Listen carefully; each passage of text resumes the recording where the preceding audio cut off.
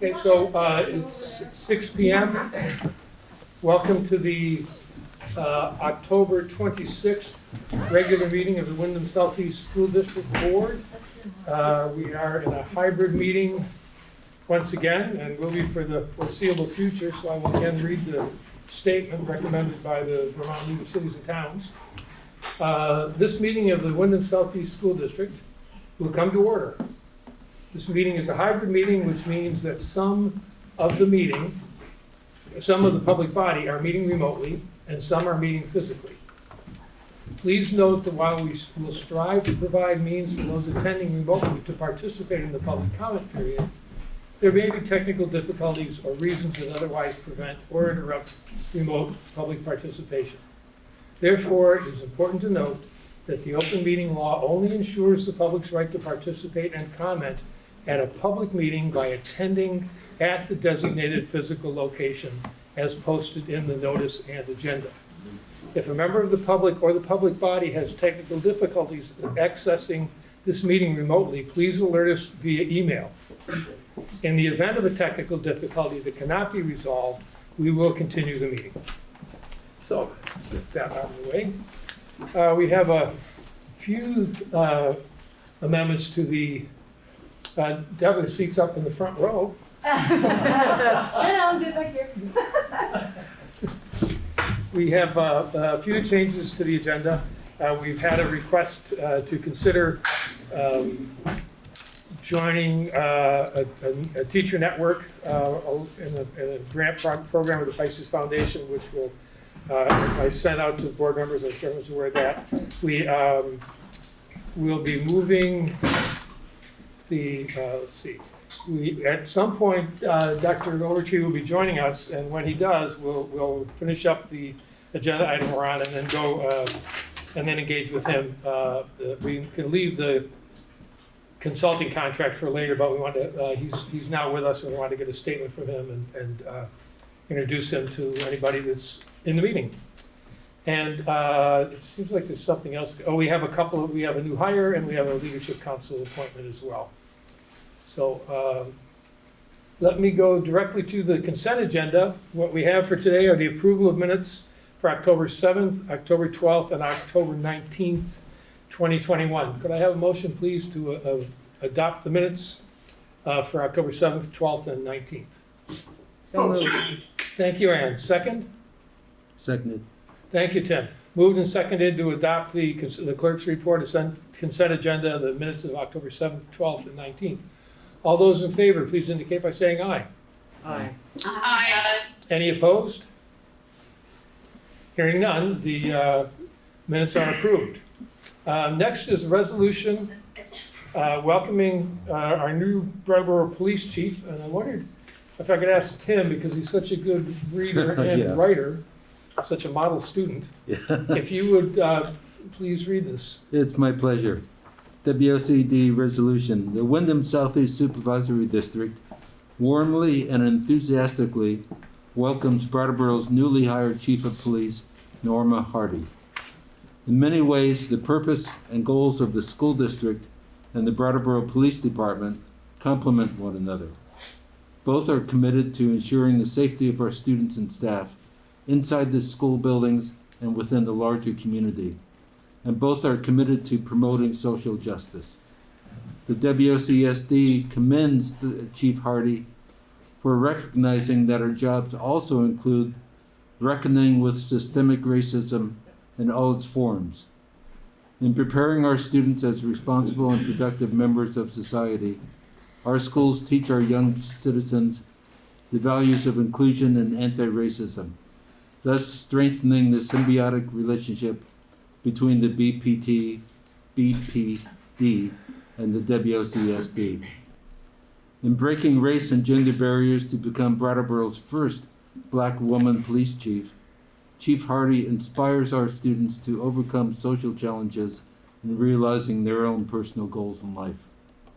Finally, we thank Chief Hardy, as well as the fine officers on her team who have already shown competence and professionalism in handling difficult situations in the beginning of the school year. Thank you, Tim. Any comments from any members of the board or the administration or the public? Hearing and seeing none. Any flags? Any hands up? No. Jackie. Then I would ask for a motion, please, to adopt the resolution and forward it to the Brattleboro Police Department. David, I see Deb Schiller's hand is up. Oh, yeah, go ahead, Deb. Thank you. No, I didn't. Sorry, Jackie. No, okay. So, once again, motion, please, to approve, to accept the resolution. So made. Thank you, Tim. And second, Thomas? Thank you. Moved and seconded to approve the resolution welcoming BPD Chief Hardy and thanking her for her ongoing support of our schools. All those in favor, please indicate by saying aye. Aye. Aye. Any opposed? Hearing none, the resolution is approved. Thank you. The next thing is, very briefly, we've been asked by Cheryl Charles, who's an instructor, professor at Antioch, and also a member of the Windham Northeast School Board, to consider agreeing to join the list as collaborators of the Pisces Foundation program to strengthen outdoor learning. The goal is to expand the New England teacher network, and if we agree to join the list, we will receive notice of opportunities to improve our work in that area. It's a teacher network, and they are asking us to agree to join the list of collaborators. John Gagnon was not feeling at the top of his game. He was going to come and address this question for this if there were questions, and if there are questions or if the board has concerns, then I can read John's letter. But basically, it's an opportunity to hear about, to be apprised of opportunities to expand to strengthen outdoor learning as part of the New England Teacher Network. Any comments or thoughts or response from the board? I think it's great to build on our strength. Yeah, Our absolutely. schools have fantastic outdoor learning opportunities, and this will build on that. Absolutely. Any administrative response? Anyone familiar with the program or want to address that at all? I know you all have lots of outdoor stuff. Yeah, I just saw John's email a couple hours ago. I'm sorry? I just saw John's email a couple hours Yeah. ago, but it seems like a great organization to Yeah. join, Great, thank you. provide opportunities for teachers and schools. Great, thank you. So then, could I have a motion to join the Pisces Foundation list as a collaborator? So moved. Liz. Thank you, Liz, and seconded by Ann. Any further discussion? Hearing and seeing none, all those in favor, please indicate by saying aye. Thomas has his hand up. Oh, Tom, okay. Very quickly, I was just saying I support it. Sounds like a fantastic idea. No need to interrupt Great. the rest of it. Thanks, Thomas. I can't see the hands, and I don't hear so good either. Okay, so, did we vote? Okay, then we should vote. All those in favor, please indicate by saying aye. Aye. Aye. Any opposed? Then we have approved the motion to join the list as a collaborator. Thank you.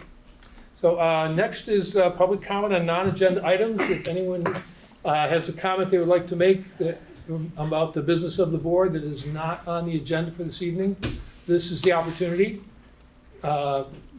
We take a 10-minute period here to hear comments, and if things need further time, then we consider doing more of this at the end of the meeting. So any comments from the public on on items not on the agenda?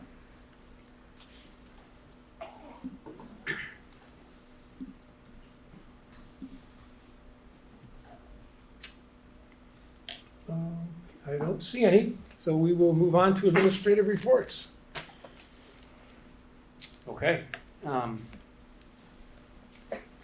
wanted to start by sharing with the greater community.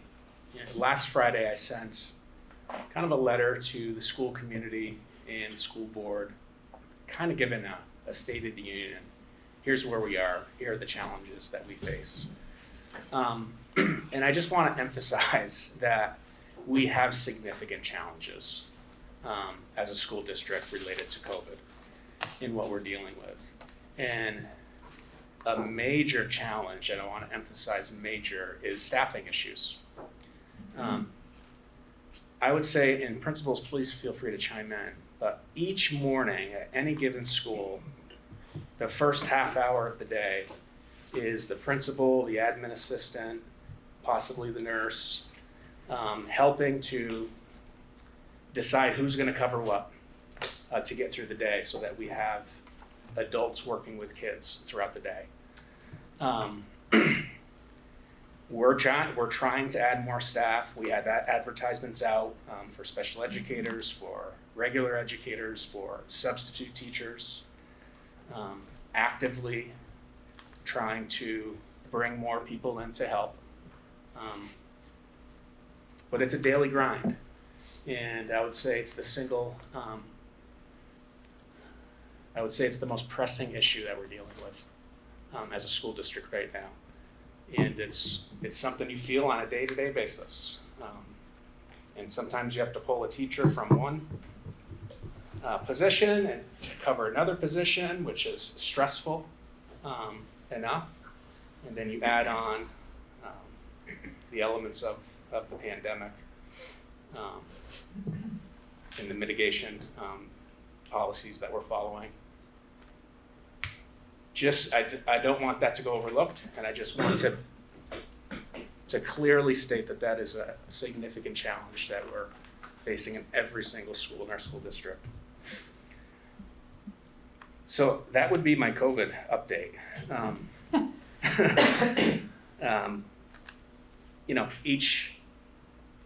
Each week we have a school or multiple schools closing a classroom or two, or pockets of kids or teachers having to quarantine.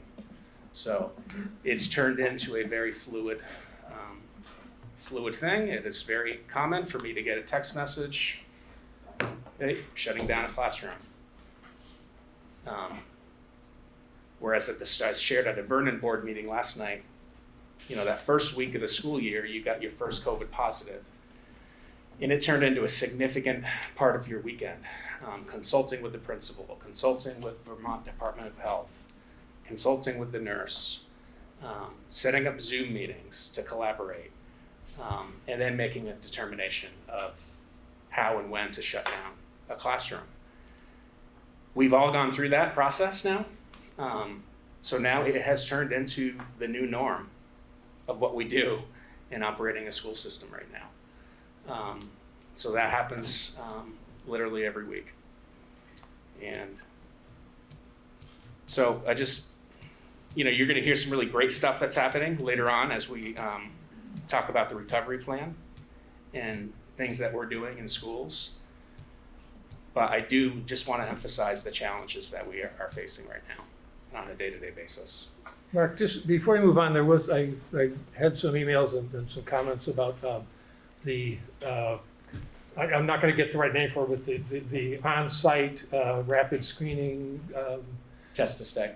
Yeah, and people were saying, oh yeah, let's do that, we should get it going. And so I just, people often don't understand what's involved in actually making a transition to something like that. So could you just say a little bit about where we are in that process? Yeah, so it's definitely a goal to move to test to stay, which is essentially if you have a positive case, instead of sending everybody around that positive home, you test them every single day. And if they have a negative test, they don't quarantine, they stay in the school. So it's a way to keep kids in school in front of their teachers, without having to quarantine. So that is a model we certainly want to move to, because obviously our emphasis is keeping kids in school. We hired 2 float nurses a couple of weeks ago. I believe they are starting next week. So that'll increase the capacity for us to start to explore how test to stay will work. I believe we have a couple of schools who are willing to pilot that and then share their experience with the rest of the school leadership and the nursing teams.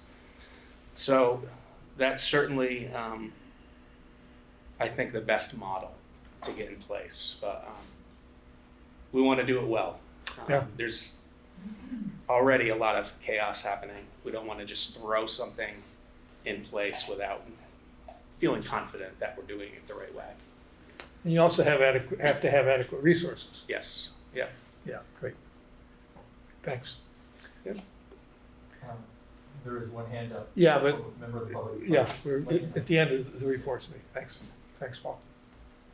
So I guess with that, I'll turn. Hi, I just wanted to clarify that there will be time for public comments and questions during the update on the abuse investigation, and Yes, we have, we take public comment on every action that we take.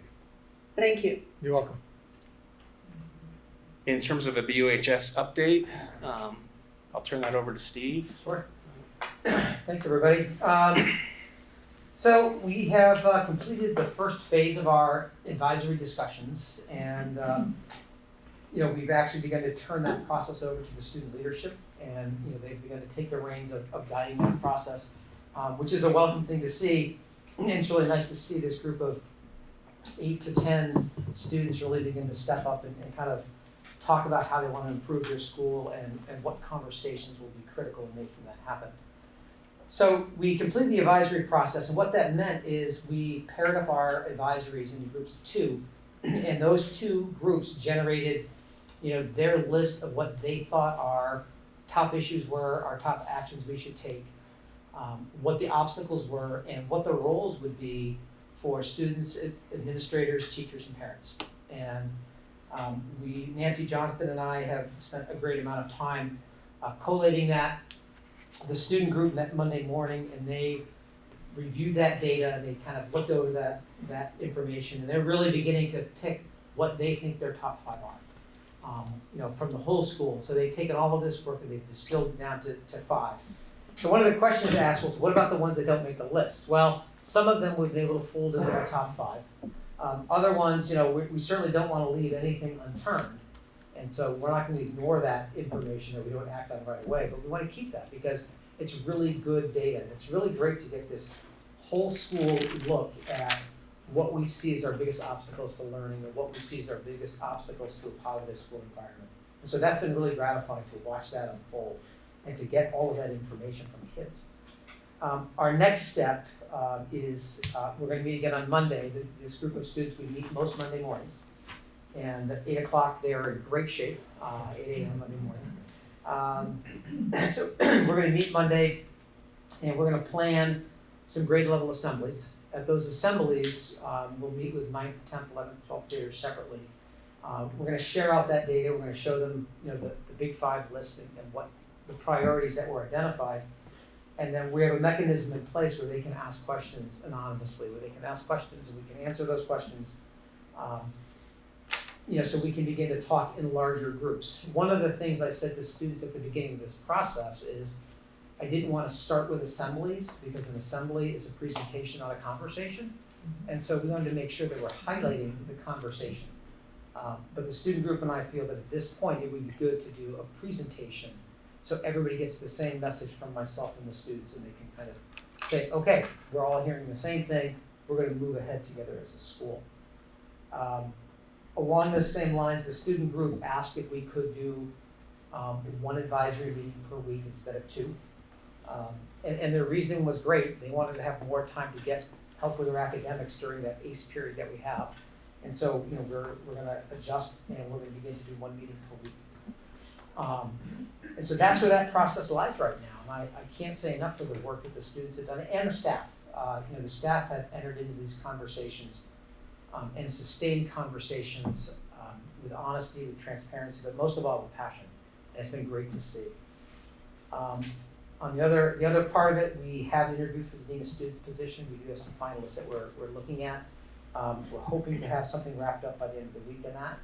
And that process is ongoing right now. So that's where we are at this moment. Questions or any gaps that I forgot? Tim? You piqued our interest. Can you tell us what those 5 obstacles to learning are? I don't know if I should. I think the students should hear it Premature. first. I really want to let them. I want to let them do the announcement first. Well, I'm anxious to find out what they come Sure. up with. Yeah. Thanks. And as soon as we reveal it, early next week, we're gonna send it to parents. Students will, and parents will also get all of the data, the raw data, just so they can see it. It's a lot of information. Michelle has a question? Go ahead, Michelle. Hey, Steve.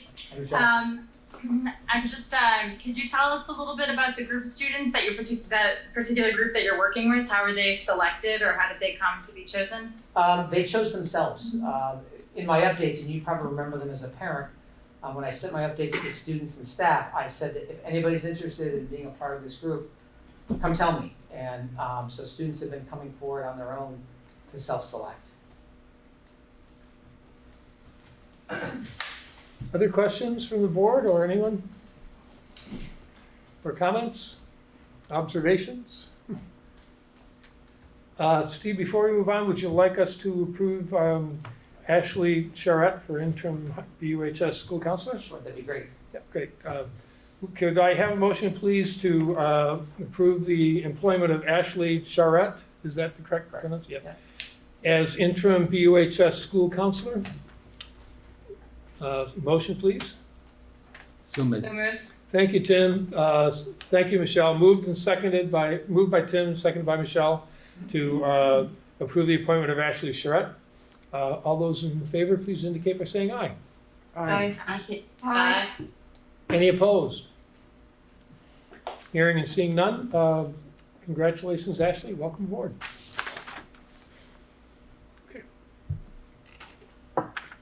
Okay, in terms of ESSR grant public input process update, Paul Smith is gonna walk us through those steps. And I will start by apologizing for not, let me see if I can find my Google, not having the board,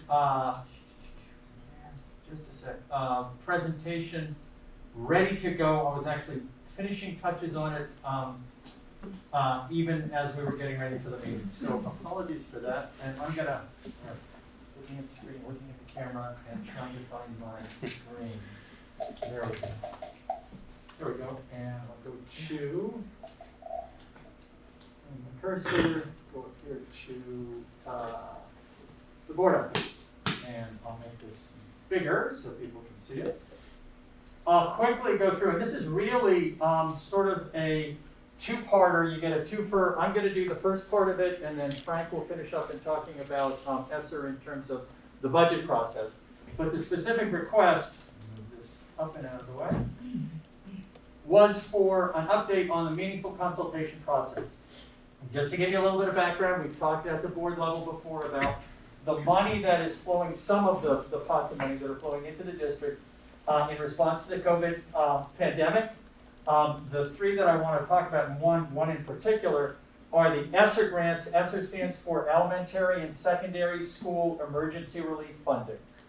So it came in three ways. First was about, for the district, received about $1,086,000 for ESSR 1, $4,262,000 for ESSR 2, and the one I want to talk about tonight, ARP ESSR 3. ARP stands for American Recovery Plan. It's the last of the big budget congressional approvals that brings money, COVID money into the district, and that's for this district about $9.5 million. So the focus has been to prepare for, prevent the spread of, and respond to the COVID pandemic. The funds are supposed to be directed to those ends. So as we present the plan, this is all in the context of responding to the pandemic. The things that we're doing have to be that prepare for, prevent, respond to. Our ESSR funds come with a requirement to have meaningful consultation with specifically identified stakeholder groups in the community about the use of funds. Stakeholder groups including groups representing the interests of students with disabilities, groups representing the interests of homeless students, groups representing the interests of students of colors, groups representing the interests of students that are speakers of other language, ESOL students, a whole variety of these, American Indian tribes, a whole variety of them, and they're specifically named in the rules and regulations that followed as part of the ESSR plan. And we are supposed to, if we have community representatives in any of those groups, we need to be consulting with them. And that's part of this process, and that's what I'm going to report on this evening.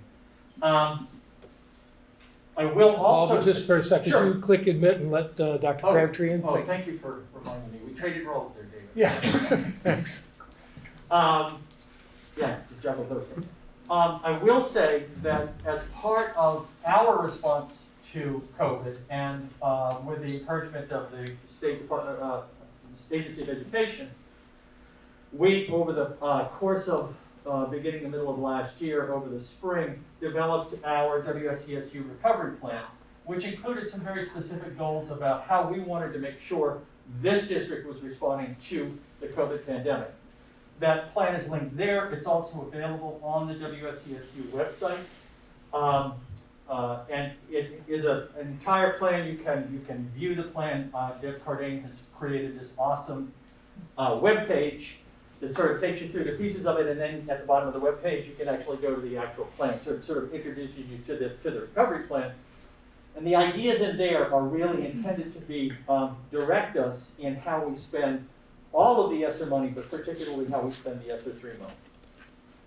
That plan identifies 5 goals, and I'll read those because they're important. We want to improve the social emotional learning competencies of self-management, engagement, and self-efficacy in students. We want to improve student perception of overall social and learning environments in schools. We want to reduce truancy. We want to increase the percentage of students on IEPs receiving core instruction with same grade peers. That's an inclusion piece. We want to reduce the gap in achievement for students in underserved populations. Those 5 goals are what's directing our current recovery plan. That plan is not set in stone. As we get new information, as we gather data with respect to those goals, see how we're progressing on those goals, we may add additional pieces. One of the things that we've added to our plan is more of a focus on diversity, equity, and social justice in the planning activities themselves. I will say, point 6, we have not received, the Agency of Education has not released the application for ESSR 3 funds. So no ESSR 3 funds have been spent yet. This is all about our plan for spending those funds. Certainly, we've spent money in ESSR 1 and 2, particularly in social worker outreach engagement coordinators, instructional coaches, nurses, a whole plethora of responses to the pandemic that we would very likely want to include in our ESSR 3 planning. But there, we've also had communication with the, and I'll talk about this in a second, with the community groups who have made other suggestions about ways that we could use the funds to do these things that we want to do. And so as we put together that, we sort of put together a plan, we get feedback on it, and then we modify the plan. And that's going to be an ongoing process. The recovery plan, this later on this coming spring, we will provide an update to the plan to the Agency of Education to sort of report on our efforts with respect to recovery plan. Here's what the timeline has been. Spring 2021, we developed the recovery plan that was in charge of that the overall process, including work with the administrators and work with the Recovery Plan Advisory Committee. That committee is named in the recovery plan document. We created initial ESSR 3 spending ideas developed based on the recovery plan, and as I say, on the prior 2 iterations of ESSR. In the summer, we created a process for consultation with groups. I spoke to this group, spoke to the board about this prior to that process, talking about the groups that we would be including, identified a whole list of groups, sent out invitations, we put up a video on the WSESU website sort of describing what the process was, made that available to folks, provided a set of slides. For the folks that came to the forums, we had 3 separate forums. For the folks that came to the forums, we went through, I went through that whole process, what the plan looks like, received a lot of great feedback from them. and relayed that back to the administrators, and that's been part of our ongoing planning for making changes to ESSR 3. In addition, we met with a student council in June, went to a couple of leadership council meetings to talk about the ESSR plan, and I believe other leadership council teams have, leadership councils have also on their own, without me going there, have also had those discussions. The stakeholder groups that actually showed up as part of the forum, Boys and Girls Club, Theater Adventure, Big Brothers Big Sisters, Putney Community Cares, Center for Health and Learning. Others indicated that they had received the contact information but didn't follow up and come to the sessions. As I say, we put out a video introducing the ESSR 3 spending ideas, posted that, and have been receiving feedback on that. We met with the executive board of the teachers union. That was another one of the teachers are another one of the named groups that we need to consult with. And this fall, as I say, the administrators have been working on revising the recovery plan.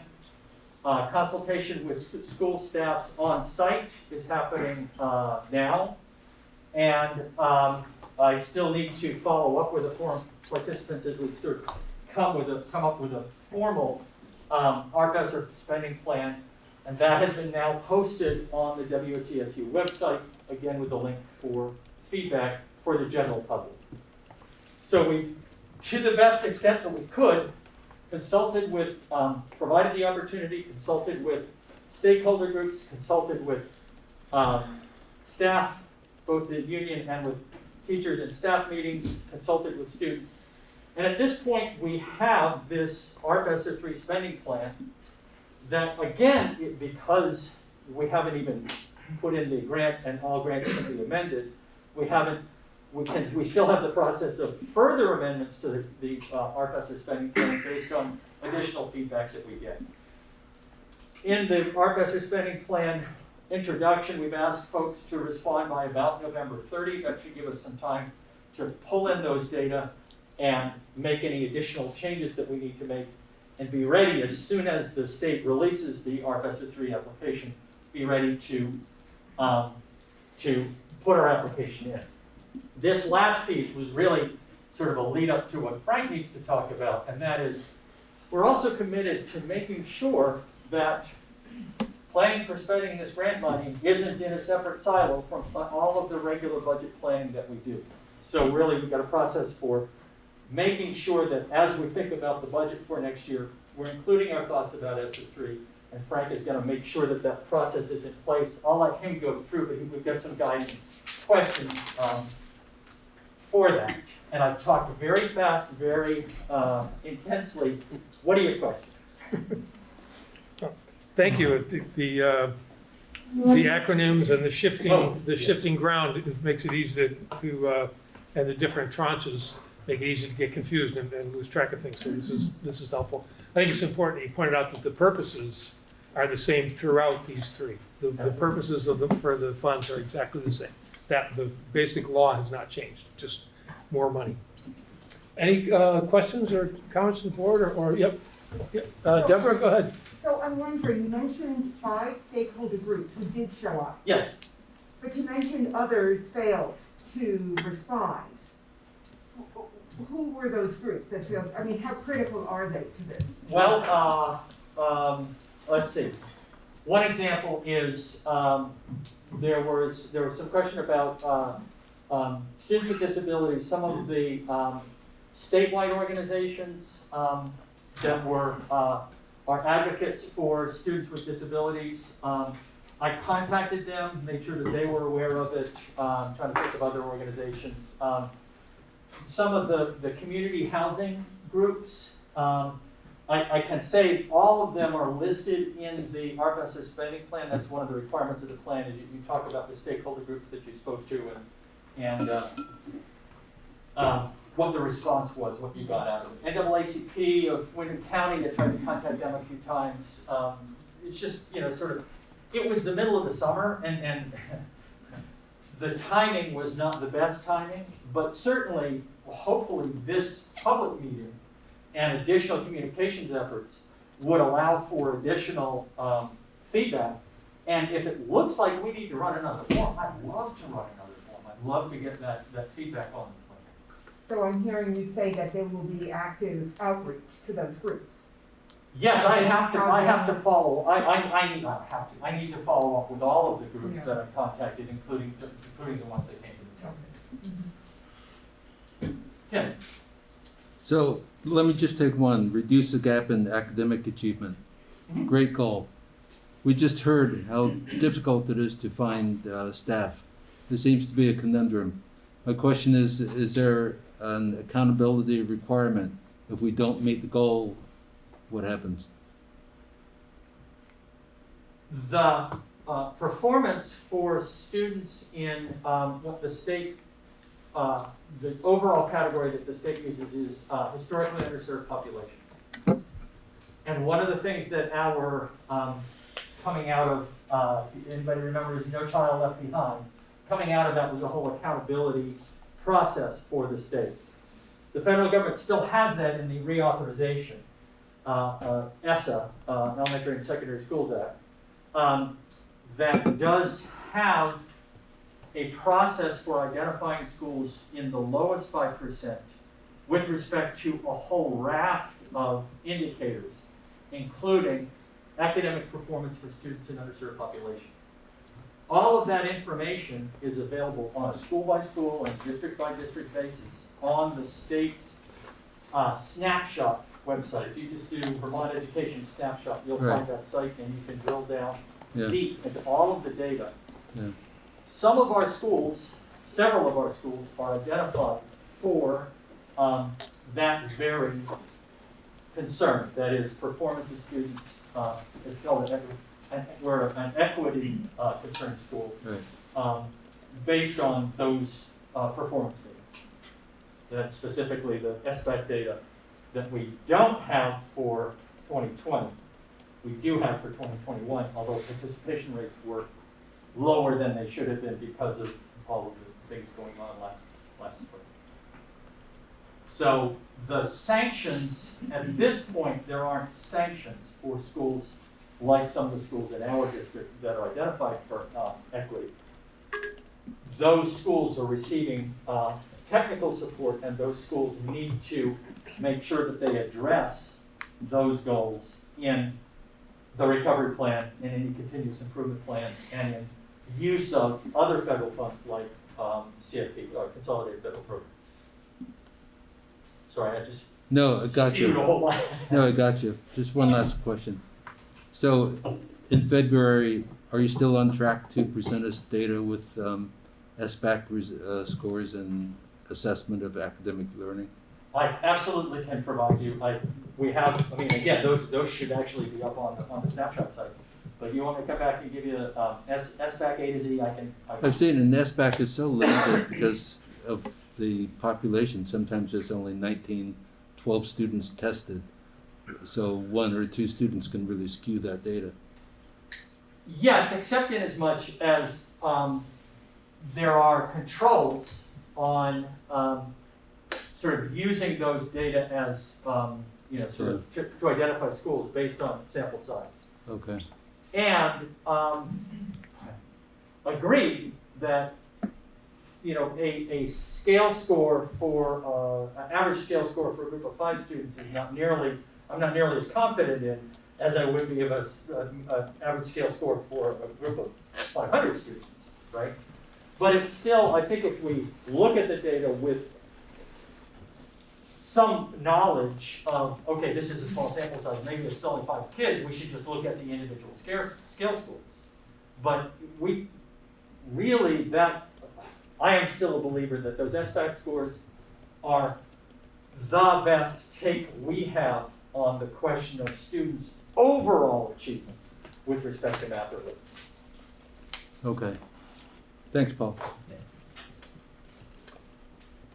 Any other, I see Frank is, Frank has his hand up. Yeah. Go ahead, Frank.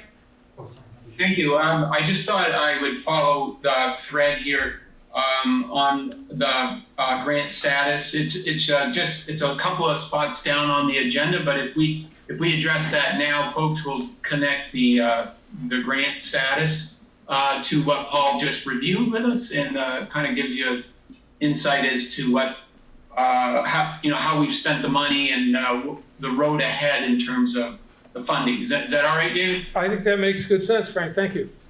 Okay. So Paul, do you have those financial statements that are on the board, or I do have them on my screen if you want to flip it over? We'll see. If these work for you. That would be fine if you can make them large enough for the folks to see, and if not, I can share my screen because I do have them. Yeah, and there you go. That'll work. Okay. So this will be a pretty brief report, but I'm glad to answer questions. The agenda called for a ESSR grant status, so here it is. This document you're looking at now is fiscal year 21 that ended last June. What I want to point out here is, as Paul had mentioned, ESSR 1 was $1,086,000. Through June of 21, last school year, you see we had a plan to spend $722,000 of that grant money, and we actually spent that. So we implemented the budget as it was intended. When you just scan through those numbers, you see in the middle of the page the largest number on the page, $471,000. That's the sub-grant from the supervisory union, because this is the grants go to the supervisory union. So this is a grant from the supervisory union to the school district, $471,000. So that's most of the grant. And as Paul explained, the majority of that were in ESSR 1 last year. A lot of the transitional programs that needed to go into place to support some remote learning, to support that hybrid structure that we had to work through, to acquire some technology, and then also to begin hiring some of those mental health service supports. Most of that, mental health, social worker, and coaches are in the successor grant. So Paul, if you want to just scroll to the next page, page 2. Got it. Are you with me? Oh, I'm not seeing that. Oh, okay. Are you've done that? Okay. So page 2. Now here's the new year that we're in. Okay. Fiscal year 22. Started in July of 21. We're about 3/4 of the way through the year. About halfway through the year. This top set of data that you're looking at is the balance of the $1 million that we talked about. So 722 plus this 364 there, you see an ESSR 1 on that total, 364,000. That is the million. And we expect to have that completely spent this fiscal year. You see, year to date, we had only obligated 77,000, but we have plans to fully implement the ESSR 1 grant. One of the largest number up on the top is 242,000 of that 364 is going to the school district to implement those programs. The money that stays at the SU can see are some technology related line items, some summer school stipends that was run out of the SU. And there's at the bottom there, you see some monitoring, that would be bus monitoring services that are funded through this grant. So that's the balance of the $1 million. And then as we look at the final data here on the page, here's the wrap up on where we are with ESSR 2. So as Paul mentioned, that grant is $4,200,000. And these last couple of pages of data show how that is being planned to be dispersed. Once again, right up at the top of the first 2 lines in ESSR 2, see most of the money is going to the school district. So Vernon is having a sub-grant of $155,000, and the district, Windham Southeast School District, $2,950,000. And the core of that is really what Paul spent most of his time describing, which is those instructional coaches, academic support teachers, social workers, mental health support, nurse services.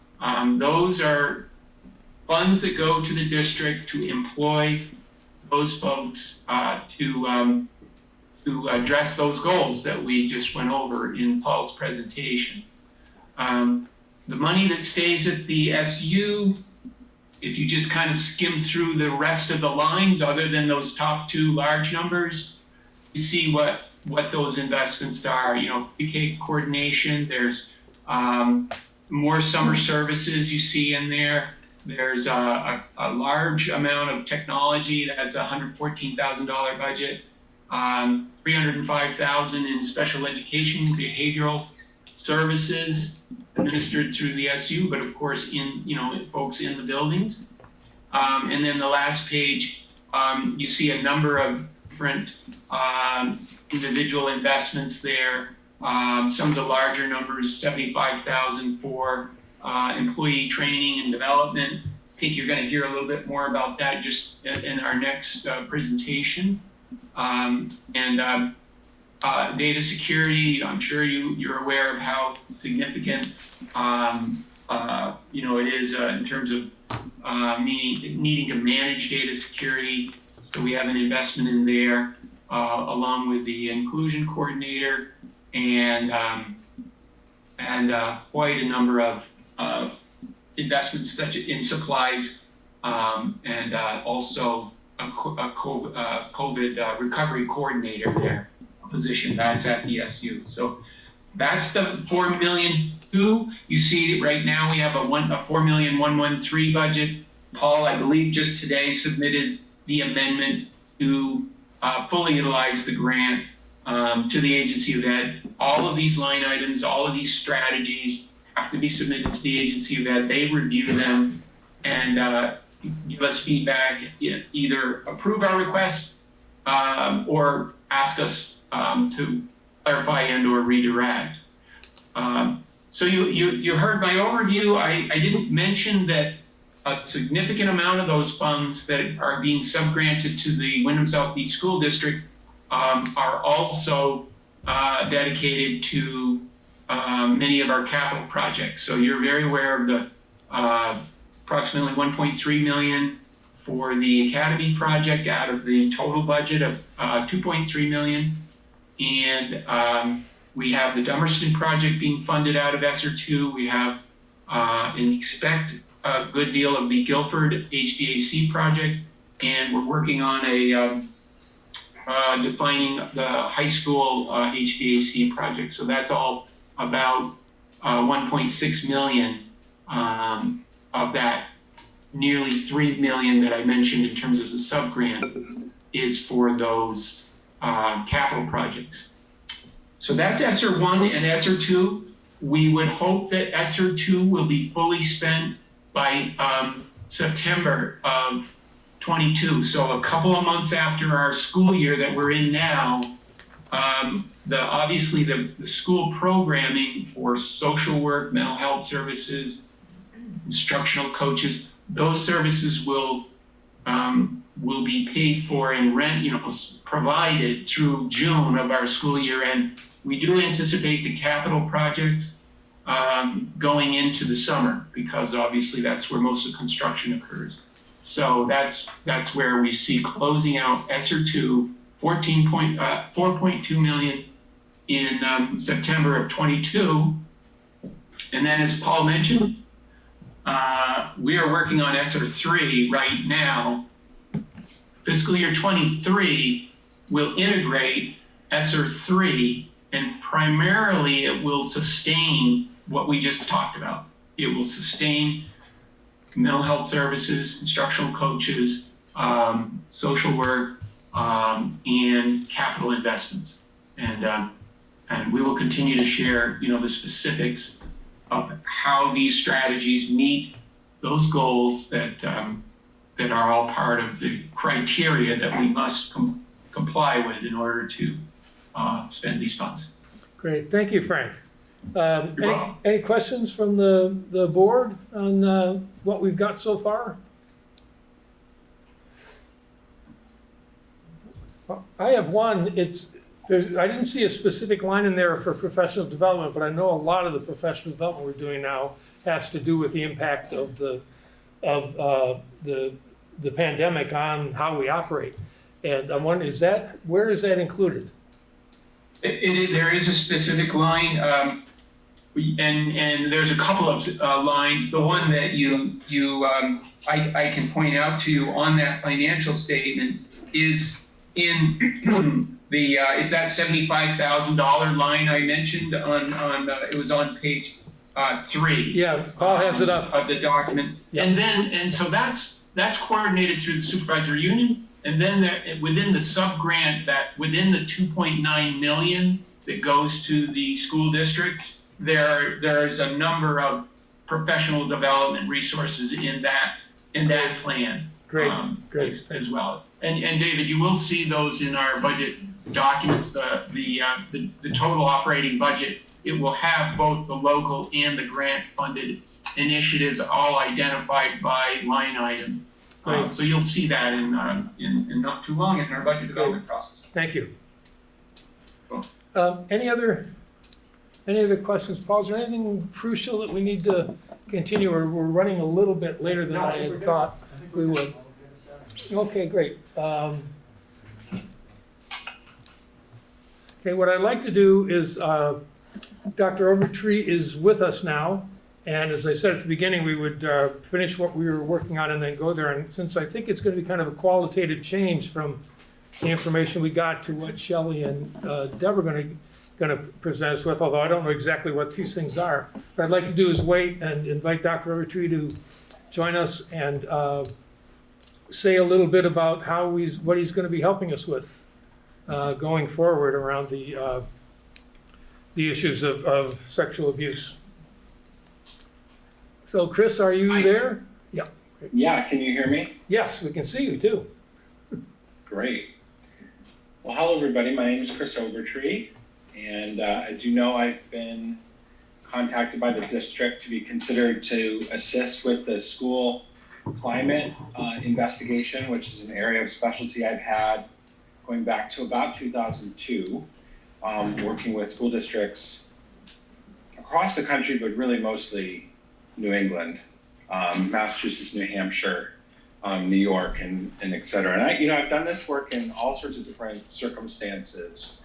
Some of them really high stakes, in places where districts were under injunctions or were somehow being required by their state to go through the climate assessment. And then my favorite opportunity is when schools, as you know, how busy they are and how much work is happening where they can make a climate assessment part of their just normal priority, as you all are talking about all the things with your tiered programming and PBIS. So when the board approached me, and I won't try to speak for the board, but when the board approached me about this and I became aware of the overall context, what I said to them is that because I've experienced in running an investigation like the one you were in the middle of now, that I was willing to do a climate assessment if it was part of a coherent overall strategy.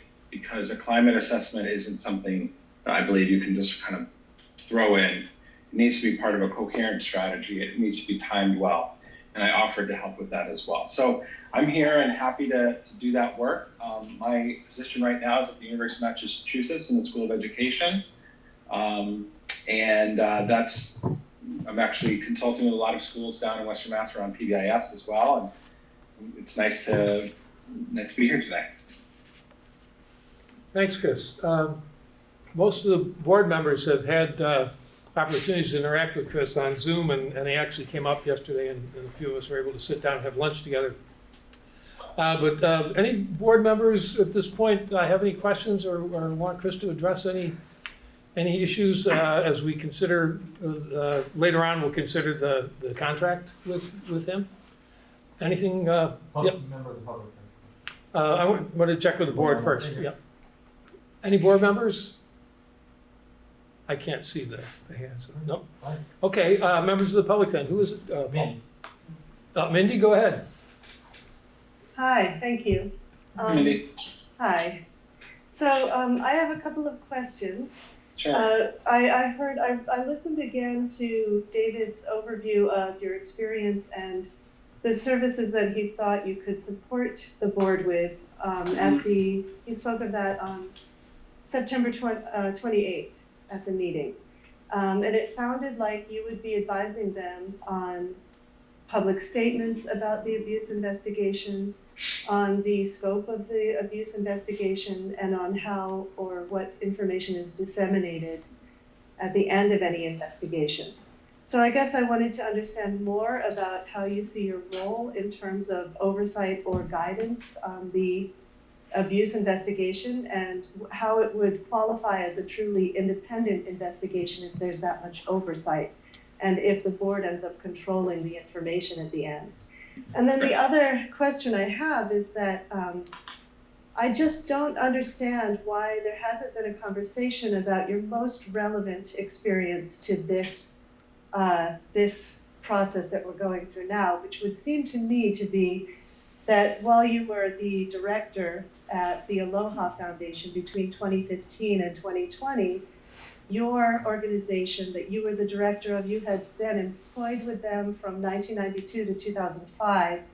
And then as a director, your organization started receiving complaints of abuse, of sexual misconduct by counselors at the camp where you worked during the 70s and 80s and even up until the 90s. And you handled those allegations and the publicity, and your own organization, you hired an investigator to investigate your own organization. And maybe this is an oversight, but I think that I'm sure you understand that part of this, some of the stakeholders in what's happening right now are people who have very eroded trust in the district, in the school. They've suffered institutional betrayal. They've suffered mistreatment. And so omitting this conversation seems really harmful to trust building. It seems like it sows a lot of doubt. And I think in order to gain the confidence of some of the stakeholders, this conversation about your role in that organization and what happened during that investigation, how it was handled, what the outcomes were, and even how the survivors felt about the outcomes. This is all really, really important. Yeah. And I'm kind of shocked, honestly, that you didn't mention it to the press, that it wasn't mentioned in any of the previous meetings in which your possible engagement as a consultant was discussed. So I guess I'd like to ask about those things. Thanks. That sounds great. Which one would you like me to address first? I may need help remembering the first question. So the first question was, how do you see your role in guiding the investigation? And the second would be how it would actually qualify as an independent investigation if there's that much oversight. So I think you did a really good job of kind of doing a broad overview, but I can't really speak to the boards, what they would like me to consult with them on. They're asking me to be involved as a consultant. They haven't asked me to lead the investigation. They haven't asked me to declare what the scope should be. The initial piece beyond the school climate assessment that I suggested I might be helpful with was the order of operations, and really thinking about there are potential consequences to jumping in, even though a school climate assessment in very many circumstances is inherently helpful, regardless of what it finds, that in the context of all this, doing it at the right time and in the right way was really important. So I can't really speak to whether the board would like me to recommend what the scope should be.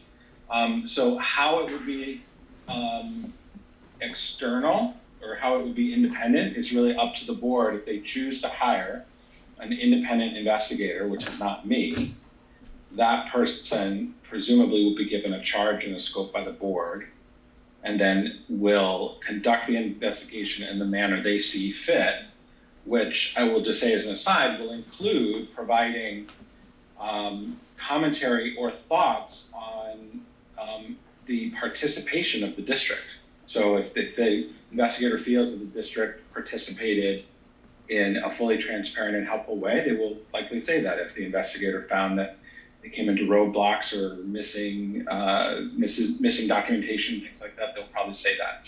But I don't, unless I am asked otherwise, I don't see myself being involved in the investigation itself.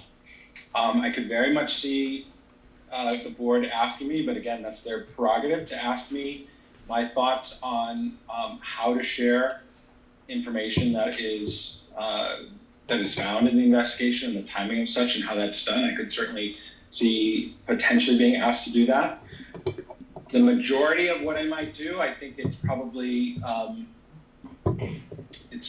leap for me to suggest that I know exactly how the board would like me to be helpful in the end, because I really see this is their task. I'm there to be helpful. If I can be helpful, I will.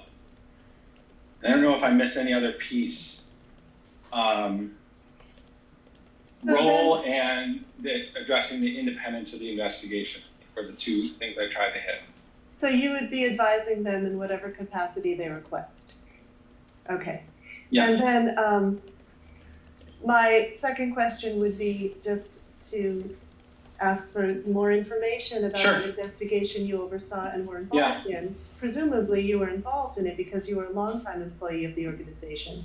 And then also what the outcomes were.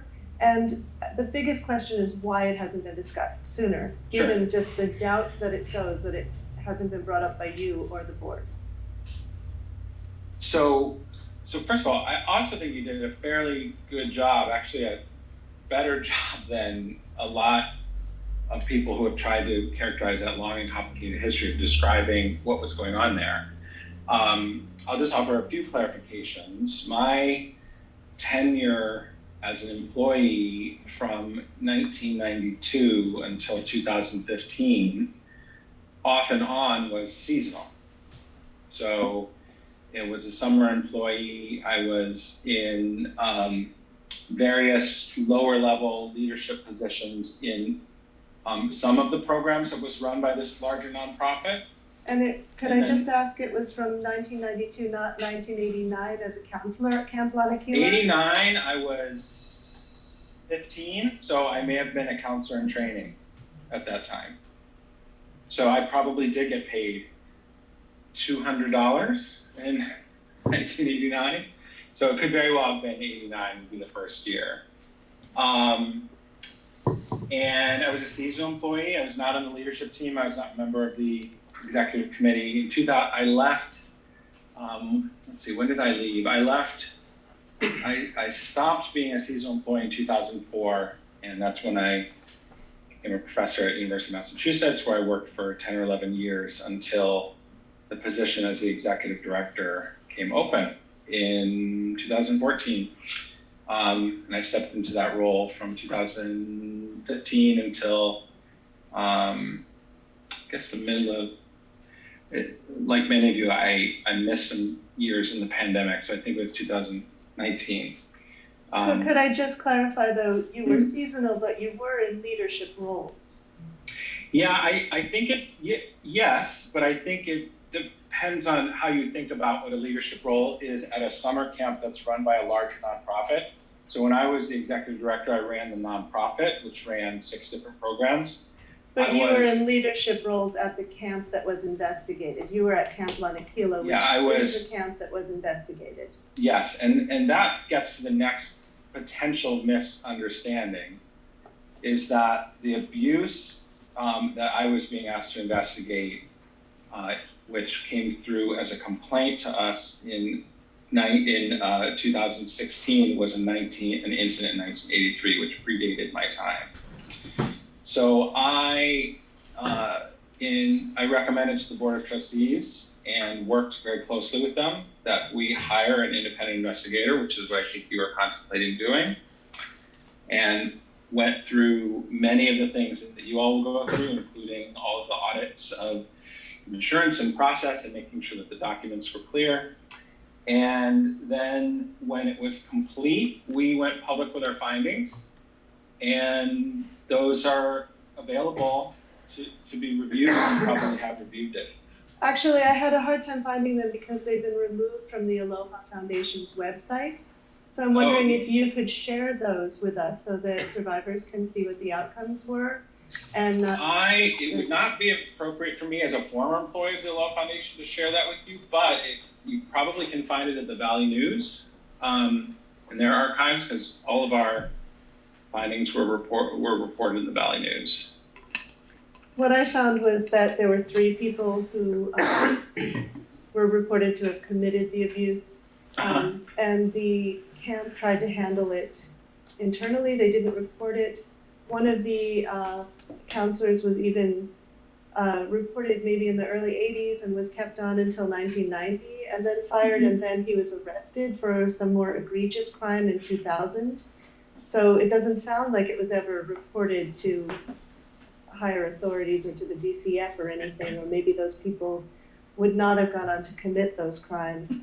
And I guess the big question for me again is why this hasn't been discussed prior to this moment when they're considering hiring you, because just the doubts it raises and the issues of trust that are it's so eroded already. So why hasn't this come up sooner? Well, Mindy, I can't speak exactly to what kind of vetting the board wished to do when they were interviewing me. I presented them with my curriculum vitae, which is also public and on LinkedIn. I let them know that I had this experience. Generally speaking, you told them that you were directly involved in an investigation of your organization?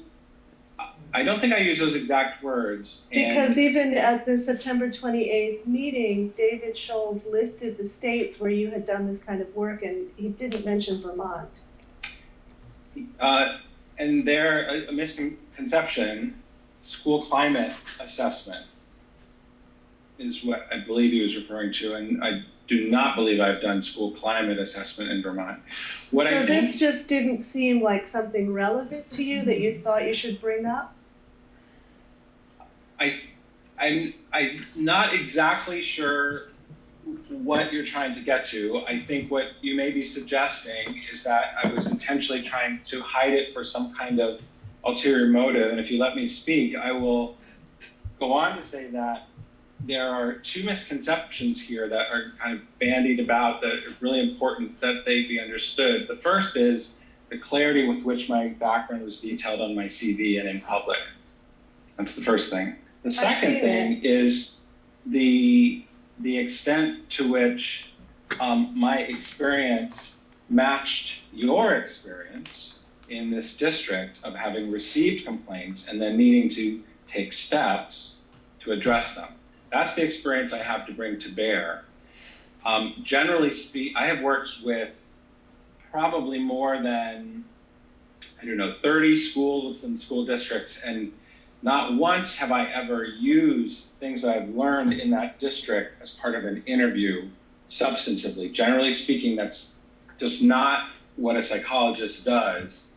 In a moment like this, I can try to answer as many questions as you like, but I would extend to Aloha, I would extend to all my former clients, and if I work with Brattleboro, I would extend to you the same courtesy of not using what you're going through as a way to kind of move my way into another position. But you did just leave that position in 2020. It's your most recent experience. And again, I just want to say I find it very odd that you didn't bring it up. Yes, I've seen your curriculum today. I've seen your LinkedIn profile. And you do give the dates that you were the executive director of the Aloha Foundation. But it doesn't seem like you mentioned to anybody that you oversaw an abuse investigation.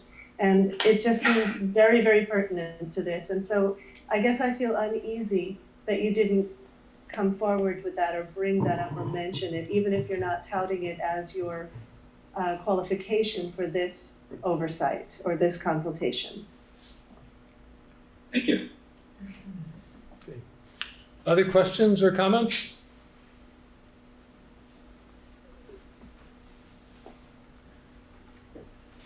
I guess I have a question around the climate investigation.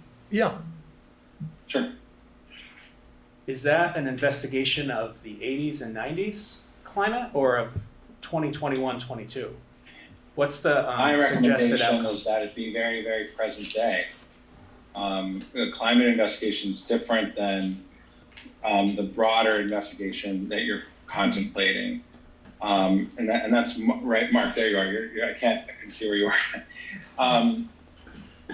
A school climate investigation in a process that I usually use and recommend is called collaborative action research, where you actually work with current students and current faculty to very dispassionately investigate the state of climate today, like what kids know today. And it's a wonderful process that gives students a sense of empowerment and kind of creating their own process, of course, with my guidance and processes I've used in the past, to ask the right kind of questions about their school. You know, I actually spoke to some teachers in training today about this. It's like positive school climate is when good ideas go viral. Adults can't really make ideas go viral with kids, but kids really care about their schools, ask good questions, and then seek to understand what the answers are. So in short, Mark, I would see the climate assessment as being very narrow to the current set of students and community members, family members, and teachers and administrators. So that would be my recommendation, although we haven't discussed the finalities of it. So you know, we've been conducting yearly climate surveys since 2008. Climate That's surveys of parents and students. And what have you been using? Well, we're using Panorama right now. It's a current Panorama program that we purchased. That's and great. Prior to that, we used homegrown surveys that we have developed. There's nothing wrong with homegrown surveys. In fact, something like Panorama is really amazing because of how comprehensive it is. You may choose to mix and match some homegrown questions or some targeted. If you want to target certain areas, you may choose to add questions like that. Part of what I will do is try to help understand what it is you want to find out, what it is you want to know, and make sure that the questions that address those are on there and that they're written in a way that we can analyze them, and to the extent that you wish, follow them up year over year. Okay, so I just wanted to be clear that that is a pattern of practice that we've been That's practicing great. for That's over great. a decade. And if for some reason we were to look at Panorama and feel that it adequately addressed the questions at hand, especially since you've already purchased it and you have existing data and you could use that data in the future, there's no reason why we couldn't continue using that. My suspicion from kind of being involved in this is that there might be some specialty areas or questions that you want addressed. I guess I'm just wondering how it relates to sexual assault or sexual harassment. Well, it doesn't necessarily, the current climate today doesn't necessarily specifically relate to the longer term allegations, except to the extent that existing students, parents, teachers, or staff feel that the history in the district, as of yet investigated, so to speak, has a present day lagging impact. So I'll give you an example of one of my favorite questions on a school climate survey. There's somebody in this school I can go to if I need help, right? That's on their survey. Answer. And invariably you see schools with fairly high numbers, but rarely do you see them with 100%. And of course that calls upon, dedicated teachers and administrators to say, how can we make it that every student has somebody they can approach? Well, perhaps the data and the pattern of data in your district might show some relationship to issues related to gender or reporting, coming forward, bullying, things of that nature. If there's evidence of that, while we can't necessarily say that it's direct and causal, we may choose kind of collaboratively to interpret that as related. We may choose to say, for example, wow, we really want to make sure that this particular population in our school has access to supports. The other challenge, Mark, is that one of the choices that will have to be made is whether you want it to be anonymous data or named data. And of course, if you have named data, then you have some concerns about the fidelity of the responses. And if you have unnamed data, you can't make individual actions. You can only make aggregate decisions. Okay. So all of our data is anonymous. That's what we've been practicing. Assume. Right. I guess a point I'm trying to make here is we're pretty stretched as a school district in what we're asking teachers to do right now. And to evaluate teachers in 2021 based on repeated incidents of the 80s and possibly 90s feels pretty heavy. I can see that, although I would say you're already doing it with Panorama, and I think it would be too far a leap for me. I read the open letter from the parents and others, and I thought that somebody who studies school climate is always glad to see school climate on the agenda, and in fact, it is rarely directly related to an incident in question. I mean, of course, like anti-bullying law in Massachusetts began after a very high-profile suicide. Some of the other work that I've done in other districts began after pretty significant civil rights violations. The connection between the climate data and those incidents is not really what we're trying to make. The idea here is that there's a bit of an injury. It may have long-standing causes. There may be pieces of it that are still in the present, but what are the present-day impacts? And what are the present-day impacts as compared to how other schools across the country are looking and doing, irrespective of what they're challenged with? So I would hope that we could figure out a way to do it in as least burdensome fashion as possible. And to be honest, I think it can be most effective when the burden is placed on the students. So like right your now, students and the consultants or people from my team. Obviously not burdensome in the sense of kind of backbreaking work and copying, but in the sense of can we leverage the investment of your students in the quality of your school climate to be excited about doing this and actually to collaborate with teachers. Just doing a climate assessment, and this is inclusive of just doing Panorama, is going to have a positive impact to your climate, plain and simple, because we've spent decades not asking students what they think. So you're already doing really good work. okay. And if you do it well, you'll see an increase in achievement as well, without most likely making any changes in your overall curriculum. So there's good to be had despite the possible burden, which I hope won't be too large. Well, it's very intentional work, and we currently have already disseminated our student climate survey through Panorama. We'll be collecting that information and analyzing it early winter, and it's directly related to our action planning.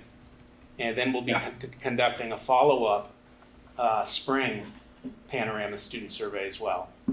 So this is work that we're actively doing as a leadership team and as a school district.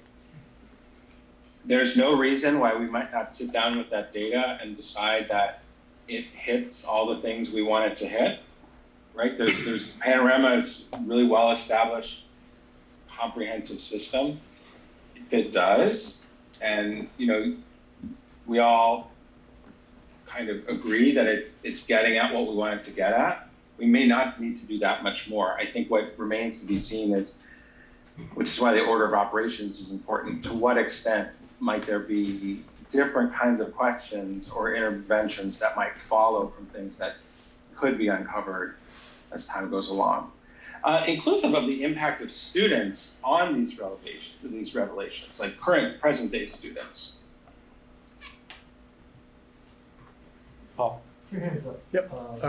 Mindy right there. You said Michelle? Michelle had her hand up, it's not up anymore. Michelle, did you have your question answered? No, I was just gonna speak, after hearing some of the questions he was asking, and I just wanted to share, as a board member, as my own person, why, I voted and am voting to support going into contract, with Dr. Overtree to the capacity that some of those, that scope, that some of the things that were mentioned about him advising us and supporting us and how to communicate with the public, because I hear the concern and I understand it.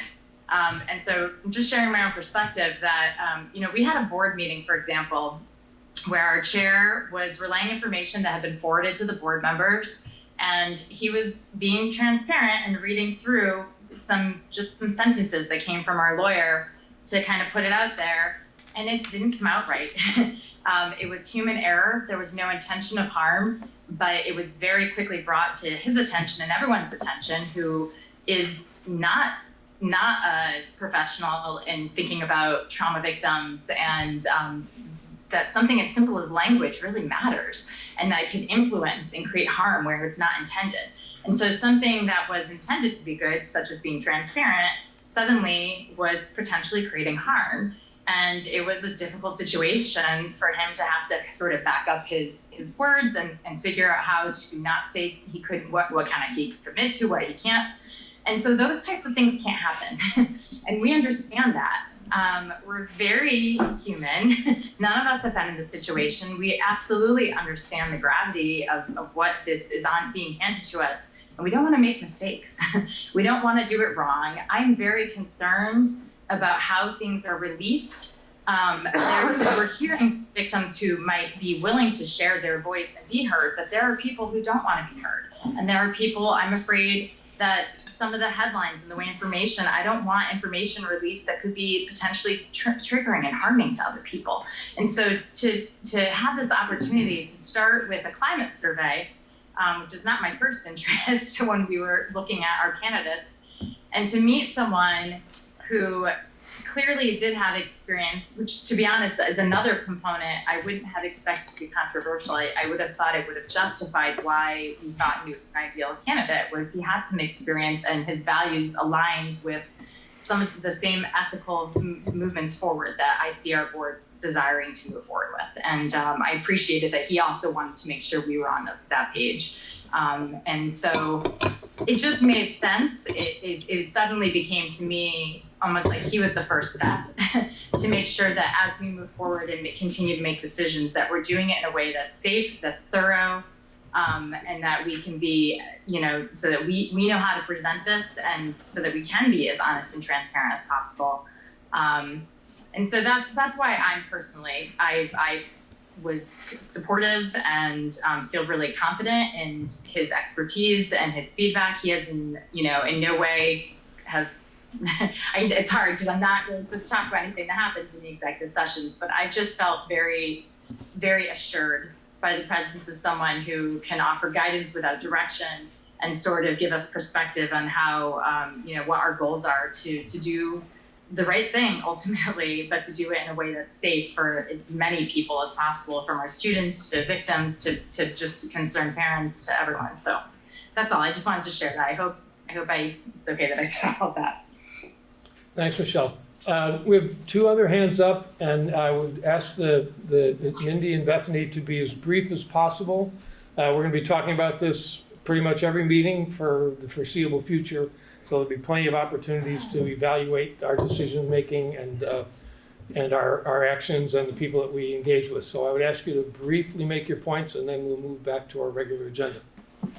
Mindy, go ahead. Thank you. So first of all, I would say thank you, Michelle. I guess that suggests that the board was aware of his experience at the Aloha Foundation, but I still think that disclosing it, as you are a public entity and you're dealing with this huge public concern, I think that disclosing it was important, because I think that the public also needs to understand how that what his role was and how it was resolved. The other thing I would say related to the sexual abuse, the various allegations over the decades, is that there is absolutely no reason to think it was limited to the 80s and 90s, especially based on the informal reporting that's happening to me, people contacting me and giving me their stories. First of all, the most recent investigation that I detailed in my piece was 2009, and even in that report, there were very recent students who had experienced grooming behaviors, completely inappropriate sexual conversations while they were with the adults that were appointed to their care by the school and the district. And also, I guess the most recent, off the top of my head, the most recent report I've heard to me informally was a teacher in the district who I did corroborate, and that person surrendered their license voluntarily, I think in 2014, based on reports of an inappropriate relationship with students at BUHS. So there is absolutely no reason to try to place this as ancient history or something irrelevant to the present.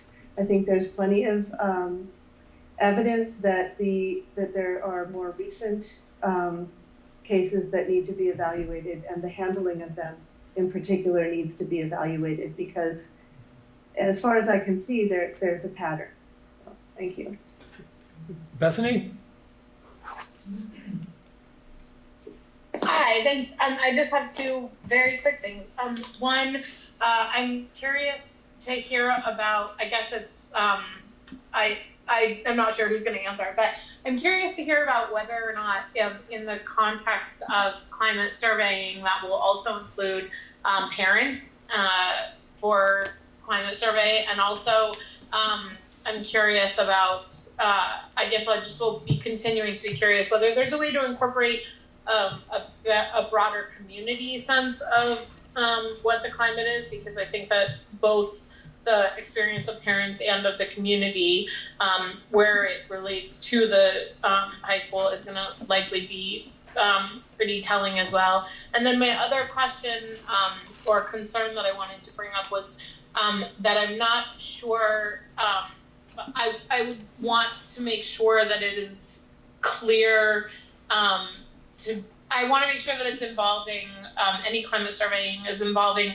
examining the impact of the past and the culture of the school historically, how that might be impacting in the present, whether that is, staff carryover for multiple years, whether it's students knowing about issues that happened in the past, whether it's a culture that has just kind of been passed on for decade after decade, but making sure that it's not just a scope of how is it to be a 10th grader right now, but also including a culture that incorporates the past, because we don't only exist in this present moment. There's a lot that goes on, and most of the students who are at the high school, like they have parents who are at the high school, and that impacts it also. So thank you. Believe that makes sense. Thanks. Just a quick answer, Bethany. We have been doing a parent climate survey yearly since 2012, and this year we'll be conducting our parent survey this winter. Thank you. Thank you, Mark. Thanks, Mark. No, Bethany, we're going to move on. Thank you. We have to do some agenda adjusting. I'm going to check with Kate and, Deb. What is your time expectation for, I'm assuming the developmental designs in EST are you and Shelley? Nope. Julianne is going to be reporting out on developmental design. And then John Sessions and Kelly Diaz are going to be reporting on EST. Okay, and could I have a sense of how much time you expect those to take? We could do 10 minutes. What do you think? I mean, I can, yeah. Probably 10 minutes each would be the top, would be the. And that'll get lengthiest. us pretty much to the end of our meeting. So I think I'm going to ask you to hold those, and we'll do them at the next meeting. Yep. I'm really sorry, but it's Yep. just, things that come along that we can't skip. We have to take them up. So thanks for coming. Sorry sorry we get so few people in person. It's really nice to see faces and then to not hear from you. It's unfortunate. I also will put off the budget development process. There's no real urgency here. The only question for people to think about is, do we want to, we now are, since we're merged, we have a bunch of K-6 schools, we have 2 K-8 schools, and then we have a middle school and a high school. And those fit together really nicely in the budget structure. All the individual schools, the individual towns don't fit so nicely, but that's the model that we've used forever. And so we need to decide whether we want to sort of take the leap into being fully merged, or whether we want to continue to hear the presentations from each of the individual schools. And I think if we want the individual school presentations, and I personally favor that, but I still want to point out that we'll probably need another meeting or two in late November, early December, or immediately after the holidays. We'll probably need a little more time for the budget presentations. And then the 529 college savings plan for kindergarten students, just people will have another couple of weeks to think about that, and we'll bring it up in the context of a budget presentation. So I'm gonna table those as well. Yeah, Mark, please. So at the last SU board meeting, that board gave Frank and I the go-ahead to entertain contract negotiations with the union, which will be starting up the second week of November, likely. So just ask if the SD board would, support that as well, so we can move forward with that. Well, we have reps on the SU, so I don't know if we have to, do we need a motion or anything? I don't think so. I don't recall it ever coming back to a local board. Yeah, great. Just wanted to put it out there. Yeah, that's starting out. Good, that's good enough.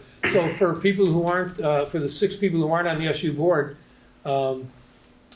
think about what that might mean, or what questions you might have in terms of negotiations, and be in touch with our SU board members. And I hope I'm sure we'll get regular reports as that moves along. Michelle had her hand up. I'm sorry?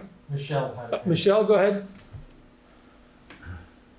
Yeah, I was just gonna ask, I always feel bad when people are prepared with and present who aren't usually present for the presentation. I know that we have a provision that the board can vote to extend the meeting when we go long, if that might be an option that board members wanted to consider, so that Julianne and Shelley and I think Deborah was the third person that was gonna speak to us, can still share. Yep. Yeah, we can see where we are. I just want to point out that we've been waiting a few months for the Climate Crisis Task Force. So they definitely have, it's their time in the queue. So let's go directly to that, and I'll ask Thomas to tell us a little bit about how we got where we are and what the task force is asking or recommending. Interestingly enough, go from a climate report to a climate crisis presentation, sorry. So the Climate Crisis Task Force has been working for approximately 2 years. And I'm gonna come today with 2 proposals I've got. One is something that we voted on as a task force, and another proposal I have is just for myself as a board member, but it's related. So in the past 2 years, we started off the conversation when there was a proposal for a $1 million artificial turf field, which we opposed. Moved on to about a year ago, a round of reforms that we proposed, which were rejected. And we find now that the job description for the next superintendent doesn't address the topic of climate change. So I don't doubt that anybody here really is worried about the climate crisis. I don't doubt that anyone thinks it's not real. But what I do see is that I'm not finding any action being taken so far. Any concrete, verifiable action with goals that can be met that we can refer back to as a success or a failure. So what the task force is asking now is to bring a 5-point question to the voters to see if this is something that the public is concerned with, to direct us as a board, as a district, with our future actions towards climate change. So if you don't mind, if you can make it so I can share my screen, could you do that, David? You can. Or I can just read the proposal. No, you have screen sharing. Okay. Go ahead. Just a moment. There it is.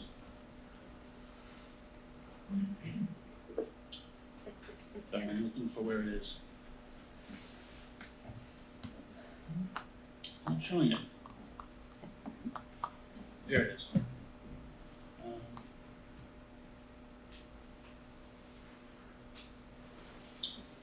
I'm sorry, it's not letting me show it, I'm sorry. Let me read it, okay? It was publicly posted so that everyone can look at it. I'll read it. This is the question that we would like to bring to the voters to see if, like I said, this is something that is very important to the public, and if not, then that decides that. But this is our question, a 5-point single question. The climate crisis before us is rapidly endangering our children's survival. In response to the existential threat of climate crisis our children face and the lack of a substantive response from higher levels of government, the voters of Brattleboro, Guilford, Dummerston, and Putney direct the Windham Southeast School District to make climate crisis its top priority by doing the following. So, topic 1, or point 1, would be become a carbon neutral district by January 1st, 2025. Point 2, immediately adopt a plant-based food system. Part 3, devote 1 school day per month to a focused climate emergency day, where education is centered solely on mitigating climate change and living with its consequences. 4, immediately focus 1 day a month for staff development on current climate emergency reports, with a focus on how to present findings to students on climate emergency days, and how to develop action plans for responding to the emergency. And finally, in matters of purchasing and capital improvements, make the climate costs a higher priority than the financial costs. On those 5 points, the first one, becoming carbon neutral, an extremely difficult thing to do, but not unprecedented. For instance, Hartford, Vermont recently, I forget if they've achieved it already, but they voted within the near future to achieve carbon neutrality. That's possibly something we could use as a framework to go through. For animal agriculture, it's rapidly fueling climate change. Things like nitrous oxide have a 300 times more potent impact on our climate than even carbon dioxide. Methane, which is 40% of what animal agriculture emits, also has a drastically higher impact on our environment. Part 3, Climate Day would set an example of priorities for our kids, that this is something that we consider to be existential, extremely important for their future, like any other topic that they'll be learning. The part 4 about professional development would just be to aid in part 3. And then part 5 is something we come across when dealing with the climate crisis. Is we know a lot of the solutions, they're not cheap. They often get put off to a secondary sort of role. Financial concerns for the present are usually considered more important than the long-term goals. So this is something we would like to bring to the public to have them have their voice heard. The second idea that I had that I'm proposing just as a board member is creating the role, a full-time role on the staff of a climate coordinator who could be paid to help with achieving these goals and to be the point person for the entire district on all things climate.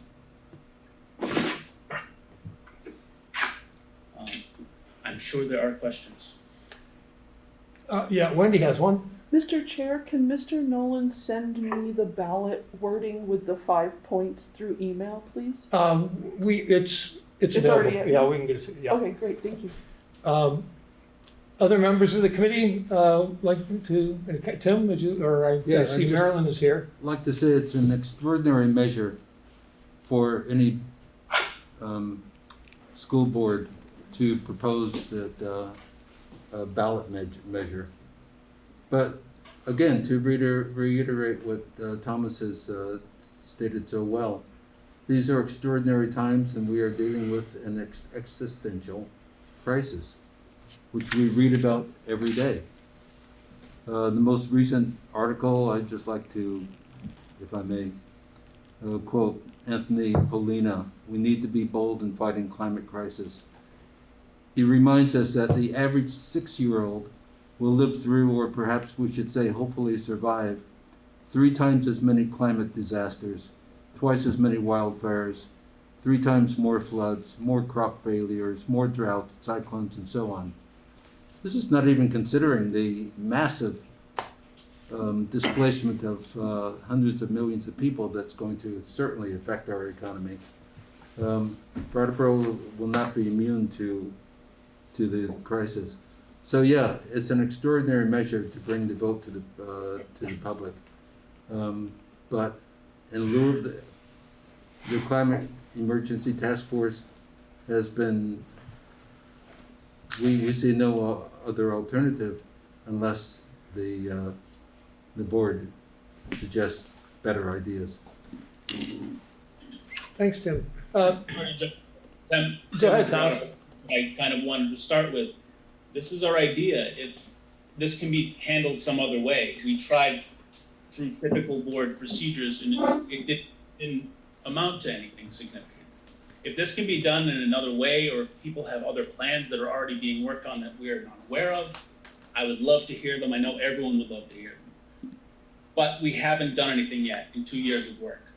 We haven't done anything, and everyone here knows what the effects of climate change have been in those 2 years and what they will be in the next 2 years. I'm suggesting, and the rest of the task force is suggesting overwhelmingly, is we do something bold that we can be proud of in the future for our kids. We want to say that we actually accomplished something, and we didn't have aspirations, we didn't have platitudes.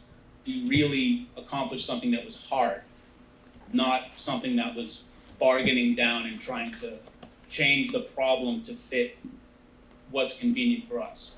It's really about doing something difficult. Thank you, Thomas. Marilyn, would you like to say anything? Add anything to, as a committee member or task force member? 1 second. I'm trying to unmute me.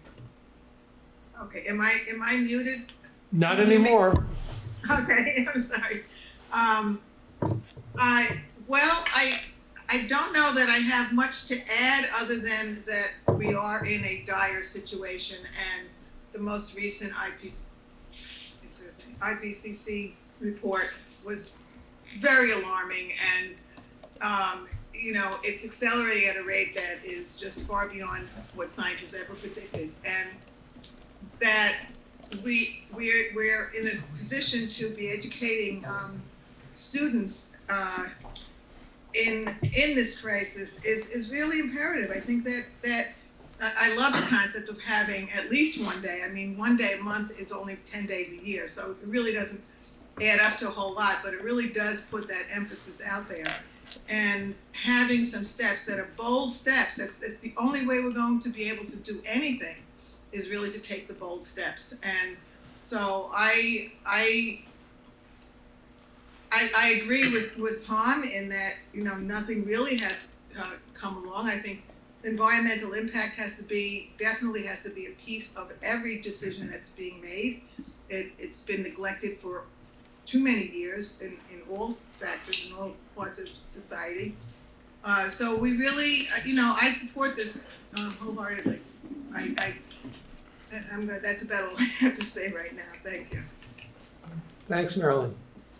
Michelle. Hey, okay, so a couple things.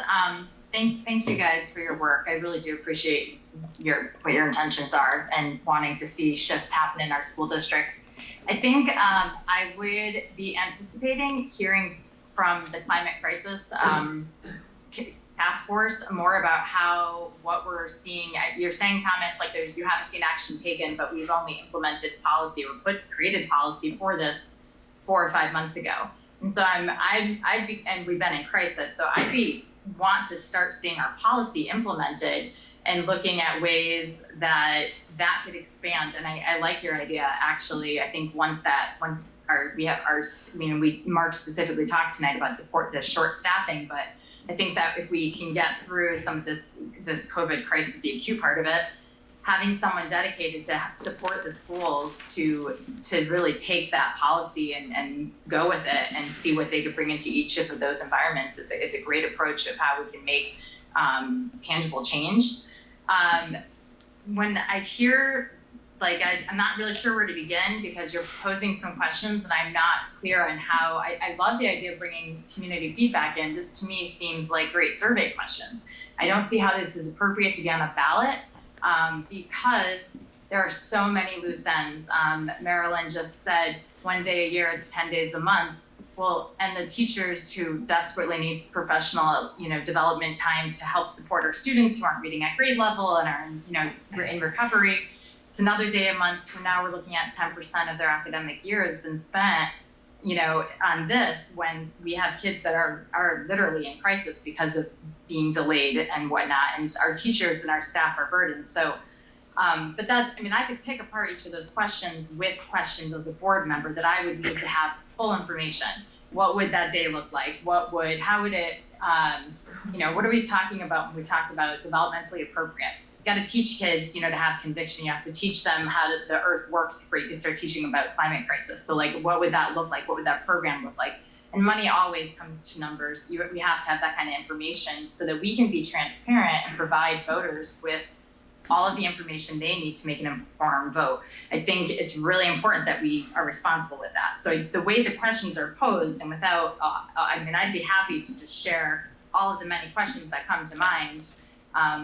But that's the type of information that I would expect to be able to turn around and explain. And I would want to know that our teachers, saw that this was a feasible something that could happen. I don't think it's, our students are first. That's our priority as the board, is making sure that our students' needs are met and that we're doing it to the best of our ability. And if we can add to that these other elements, then, awesome, hallelujah, let's do it. But I think we have to, this just to me, these are not appropriate to be on the ballot. It would be irresponsible. We don't have enough information. These aren't questions to be handing voters. This is this comes down to what does our curriculum specialists, have to say on things like this. So there's just so much more information. But I really like the idea of getting more of the community involved and gathering more, doing more of that type of work and working within school. And I really think the idea of getting a climate coordinator to help, looking at the policy that we just created and to start seeing how we can actually support schools to implement tangible change. I think that's a perfect direction at a school board level and thinking about, being student focused, but actually bringing in these extra values and changes into our school district. Thanks. Kelly? Yeah, so I'm trying to remember, and I think I have a response to 3 points there. But first I want to say that I don't really know how I feel about putting that in front of the voters, and not because I don't want the voters' input, I certainly do, but I'm not sure. I think it sounds like I'm in a similar position to Michelle in that I'm not sure how that would best be presented to them. So I'll just say that.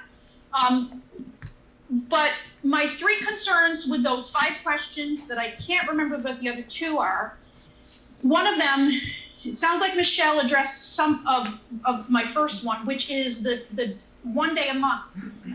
I'm concerned about where our students are now, and maybe if we weren't going through this pandemic and we didn't already have this a learning loss that we are trying to claw back from, maybe we could set aside an entire day out of every month. I think that I don't want to get into saying how I think the curriculum should be, but I think that I would like to hear some information from some of the administration, whether it's science teachers, whether it's maybe social studies sort of teachers. Maybe they have some part of their curriculum that already addresses some of this, so I would welcome, I personally would welcome hearing from some of those teachers and maybe some administration to say whether some of this is already being addressed and how it's being addressed. So that's my first point.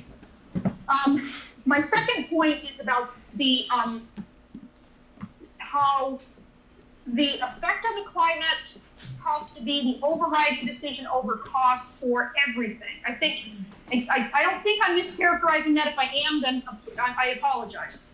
But I think that I've got the basic idea.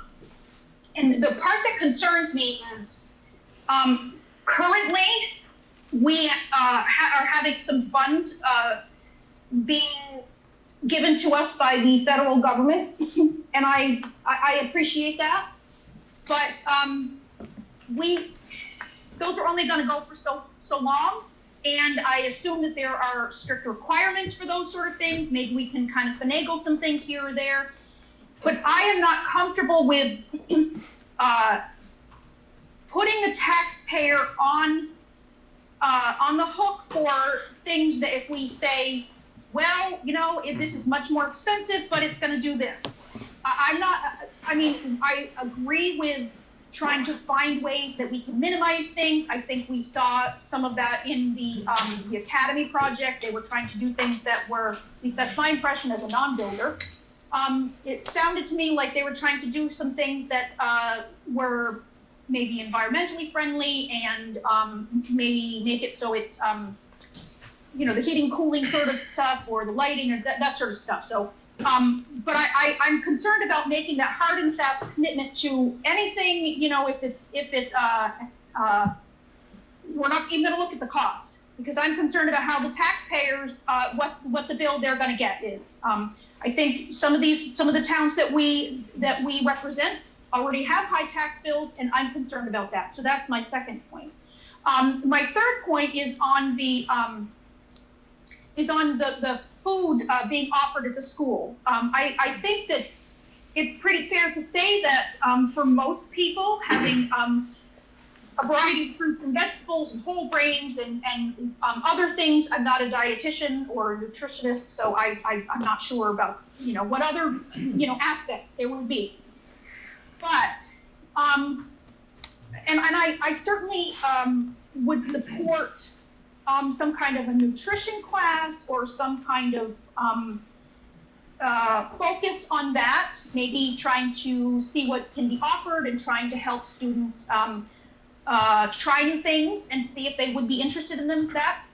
But I have two concerns about this. If we only offer certain things, I'm concerned that students who would not be interested in those foods are going to go hungry, and that I can't support. And the other point is, I feel like, though I totally support if someone wants to have a vegetarian, a vegan diet, whatever diet is that they're choosing, I think for us to make those decisions, because people have different dietary needs or desires. And I think if I would support including information about fruits and vegetables and whole grains and all these sort of things and offerings for students.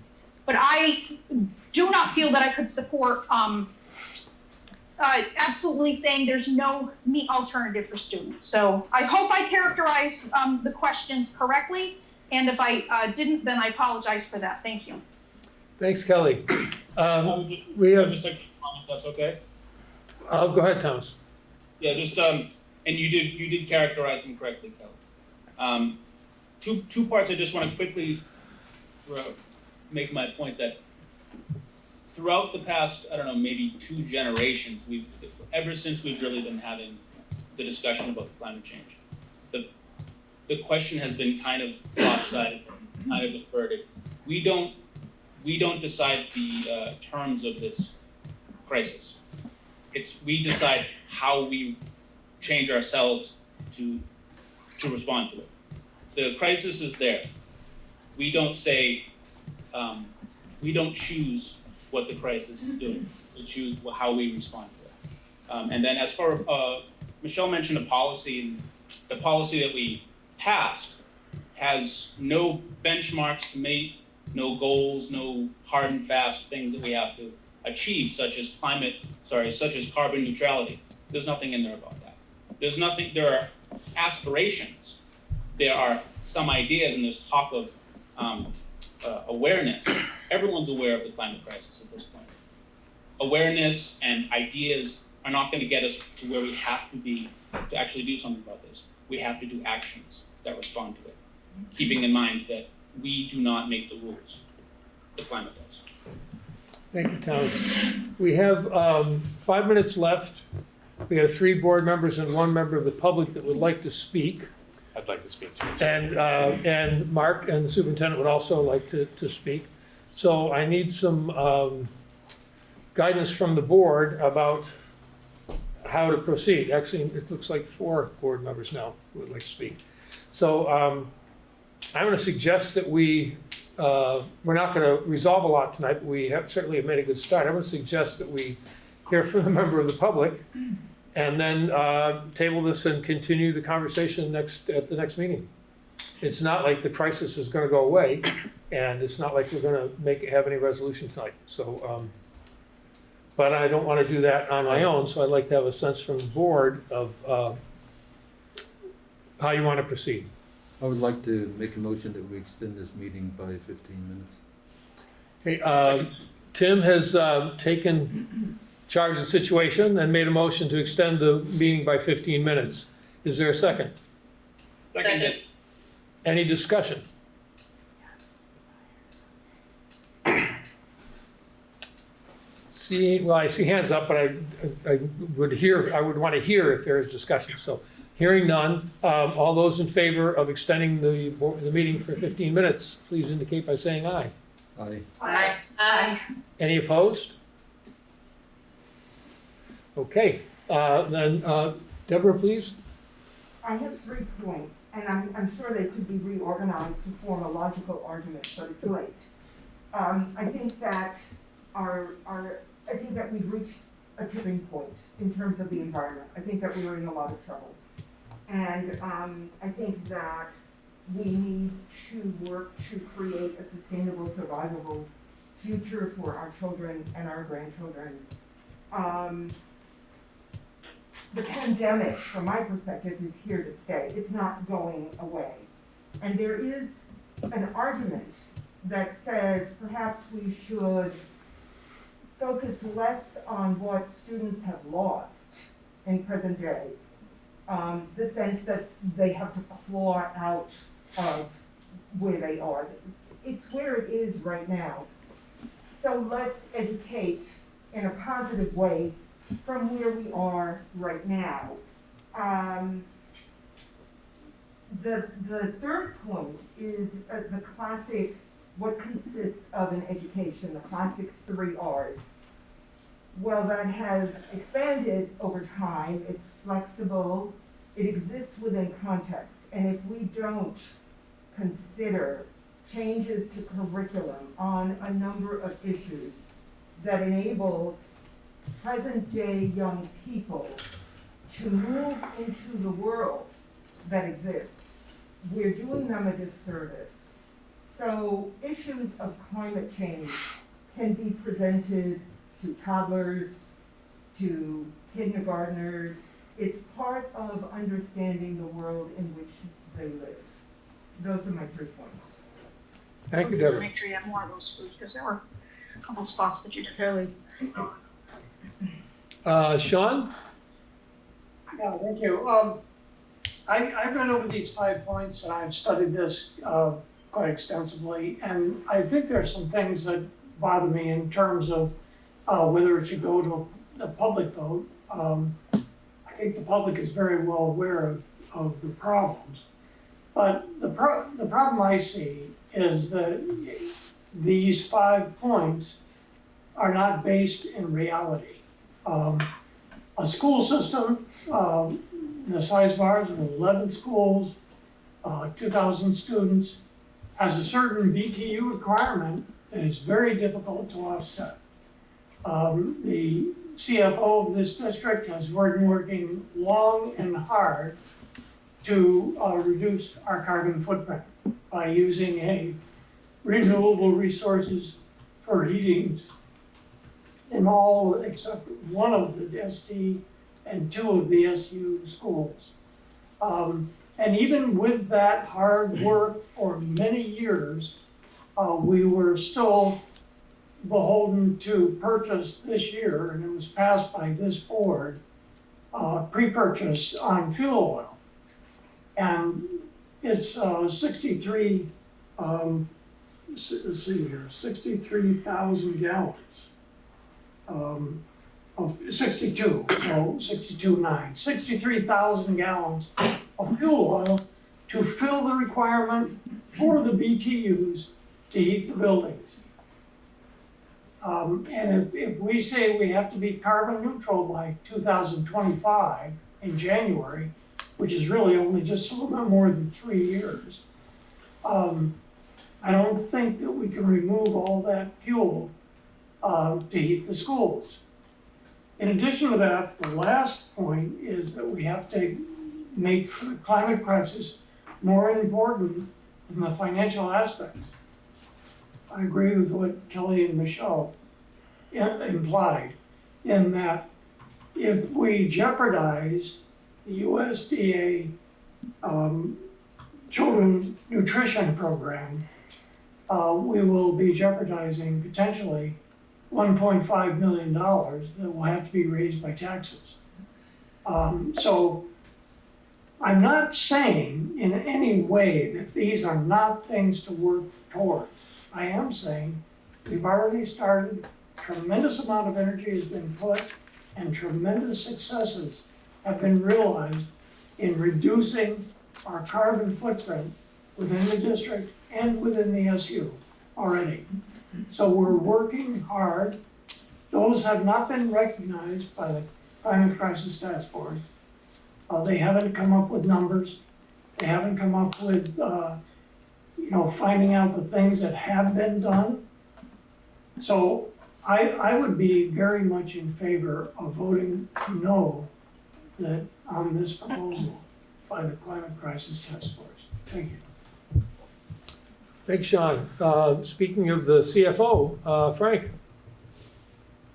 Thank you. I did want to clarify, Thomas, you mentioned that the district, and I think you really did state that it was the board that hasn't made any progress on the issue, but I did want the public to be very aware, as Sean just articulated, and this is kind of off the top of my head, not planning on actually doing a presentation, but here's a quick status of the reduction of fossil fuel use in our systems, and a very significant move toward a net zero carbon footprint.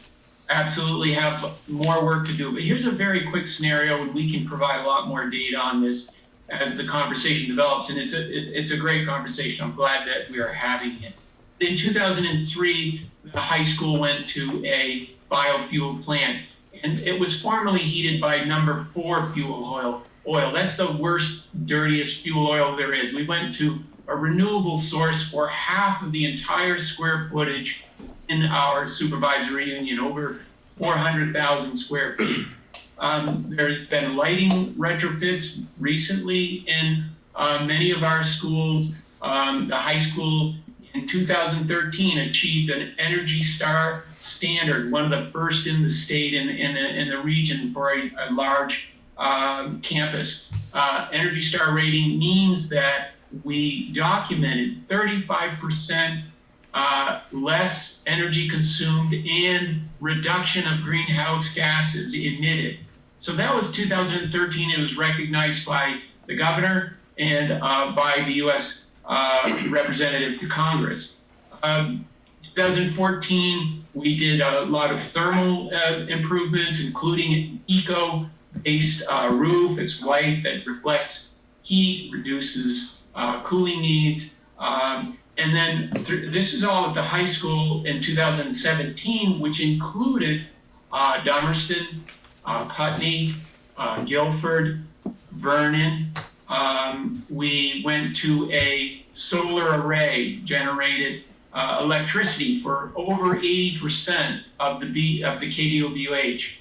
We were spending $500,000 a year to buy electricity from Green Mountain Power. We switched that to $400,000 a year off the solar array that I helped put together on the Windham solid waste. So that's a tremendous shift of a carbon footprint, as Sean just referred to, for all of our schools. And David knows he was instrumental in 2014, 3 years earlier, getting the Academy, Green Street, and the Oak Grove School on the first solar array over in Westminster for those schools.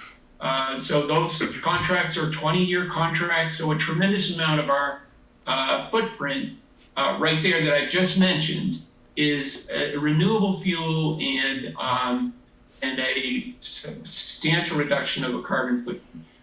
Just quickly moving on, I think, Ellie, you mentioned, we did a lot of engineering, multiple meetings with energy consultants, energy modeling for the Academy project, specifically to get to the LEED qualified sustainable building materials. That's happening right now. That we just awarded the contract to All Seasons Construction, and I know you're aware of all of those commitments.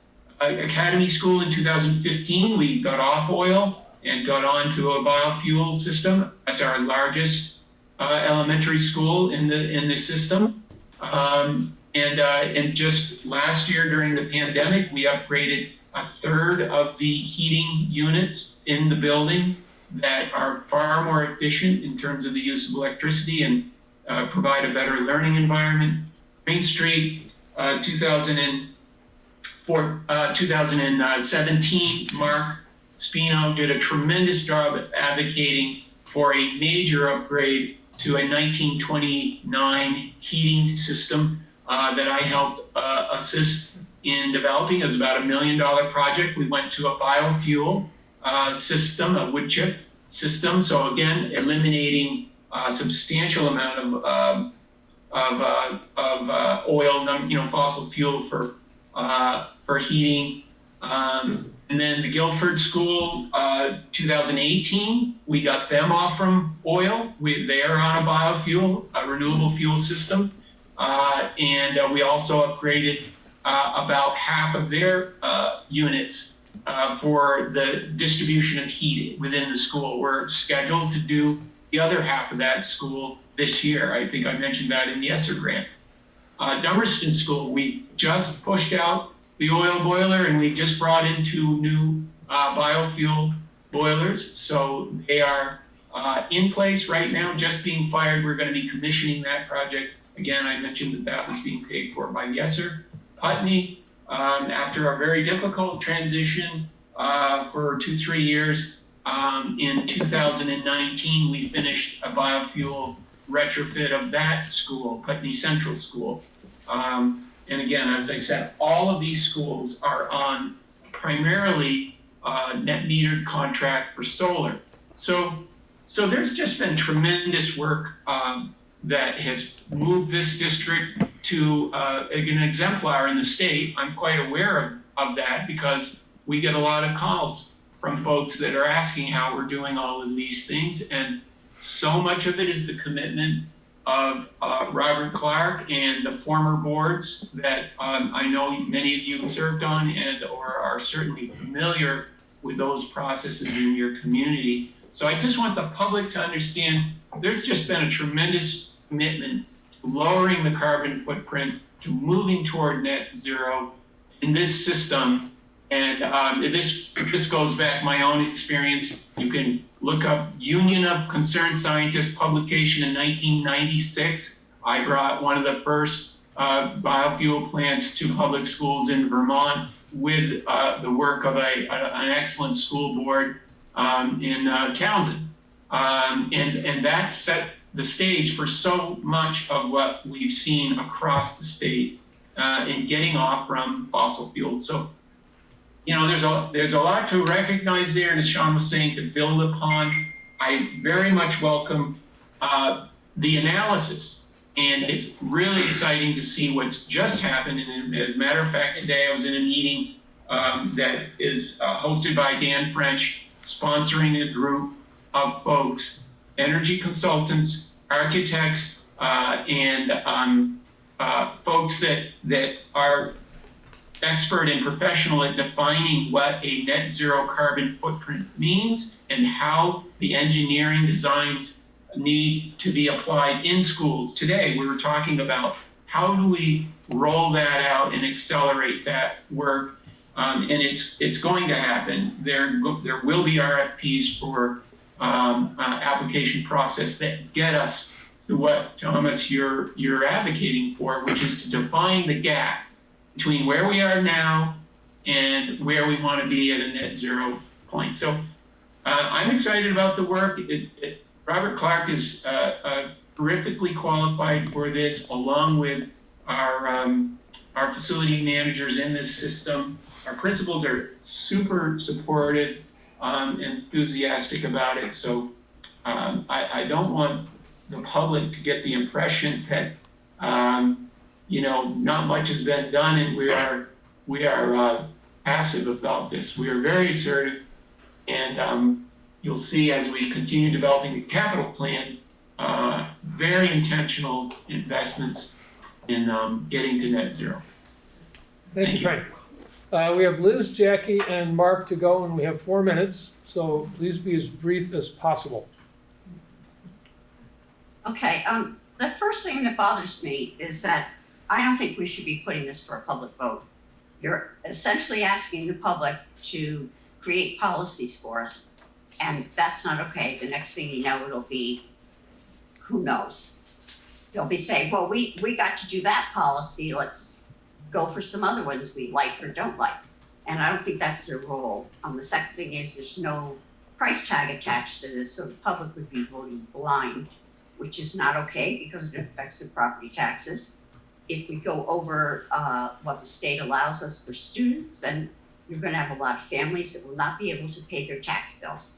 That's it, because the rebate from the state will not cover excess spending in a school district. In terms of diet, I understand the reasoning. However, we have to feed kids, and we have to feed a lot of kids who get most of their food from a school. We can certainly ask food service providers to start serving more vegetarian type of proteins, but you can't just pull one thing out and stick another thing in. That's not how kids work at all. And you know, clearly you didn't have anybody on the committee who knew how kids and their food taste develop and how you can switch food tastes over. You've only got little kids who have been brought up. I've had to switch kids over. It can be done, but it can't be just, okay, no more meat right now. You're gonna have to be more clever than that and more gradual. And then we also have the kicker, of course, if you don't meet USDA food standards, then we do not get reimbursed for the meals. I have a concern about a vegan diet, and that is vitamin B12 in particular is very difficult. We don't have kids parents can go out and buy them vitamin B12 to supplement what the school isn't giving them. So I think you have to have, you know, it would need more input, but I don't think it belongs before the public for a vote. Certainly when you're asking to vote, if the board chooses to ask them to vote on this, we need dollar amounts on here. You can't ask them to vote blind. It's like saying, give us a blank check, which I would anticipate they wouldn't do. Okay. Jackie? Thanks, David. Thank you, Frank, for pointing out all of those projects you've been involved in and reminding the public of the good work that has been done. I just want to also remind the public of the excellent work that Cafe Services has done with their vegetarian and vegan options. I was the food service director at BUHS in 2017, and I was just at BUHS for lunch last week, and I've seen a giant move of the needle toward more vegan and plant-based offerings in general. So I think what would be a great idea would be to contact Cafe Services, because I'm sure they have that data as far as the trend shifting and where we're at. And I'm equally certain that they have excellent ideas about incorporating more plant-based options into our menu. It's no secret that I would never support just pulling the rug out and switching to an all plant-based diet. I agree with what Liz said, and it's also just a matter of equity for me, because in many cases, families, many families make the choice to eat meat, that's their choice. Some families might choose to go plant-based if they could afford it.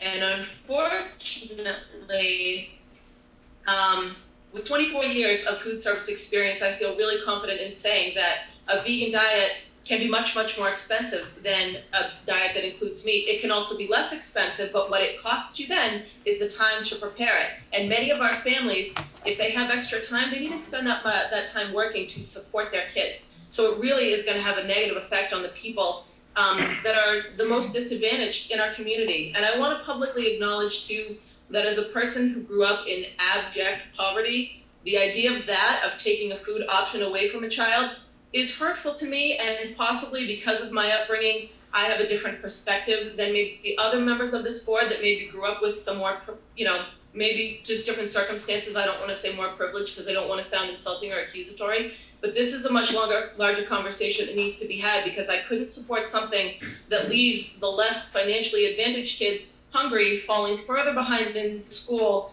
and the wealth gap growing in our tiny little area that we live in. That's not equitable. It's not okay. I'd love to talk about this more in the future. Thanks. Thanks, Jackie. Mark? All right, I'll be brief, Thank you. because I think Frank and Jackie really hit the nail right there. But I do just want to say there's major frustration about seeing a proposal like this presented that doesn't reflect research on what our school district has done and has been working on. We've done a tremendous amount, which Frank very clearly stated. Our food service program, we've done intentional work over the last 10 years and made terrific progress. And we have systems in place for providing professional development. We have a wonderful science department and science leaders in our school district. And this proposal falls flat. I'm sorry, it shows a lack of research and lack of teacher involvement, administration involvement, parent involvement, student involvement. It's unacceptable. We are over our time. Kelly still has her hand up, and I wanted to ask her to respect the motion to extend 15 minutes and hold a comment for another time. And we will table this, and I will talk with the committee and see how they would like to proceed. We have two more items. One is just an announcement that we have volunteers from Dummerston and Brattleboro, highly qualified people, for the Independent Budget Review Committee. Guilford and Putney have not identified anyone yet, and I would like to ask the administration to redouble communication with the principals to get that and make sure that announcement gets. I saw it in the Green Street the day after it was in the Green Street, the Gecko News, but I haven't seen it anywhere else. So if you could get that and get that thing out, it'd be great.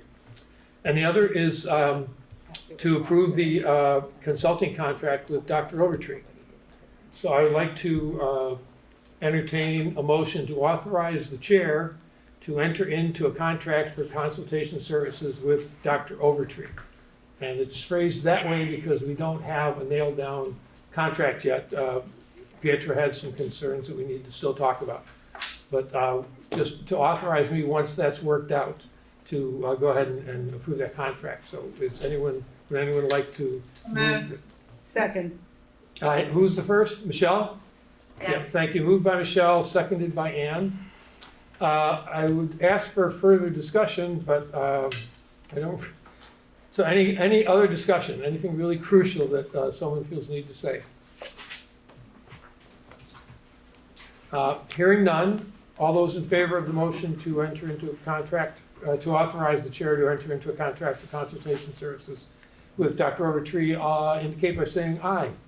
Aye. Aye. Any opposed? No.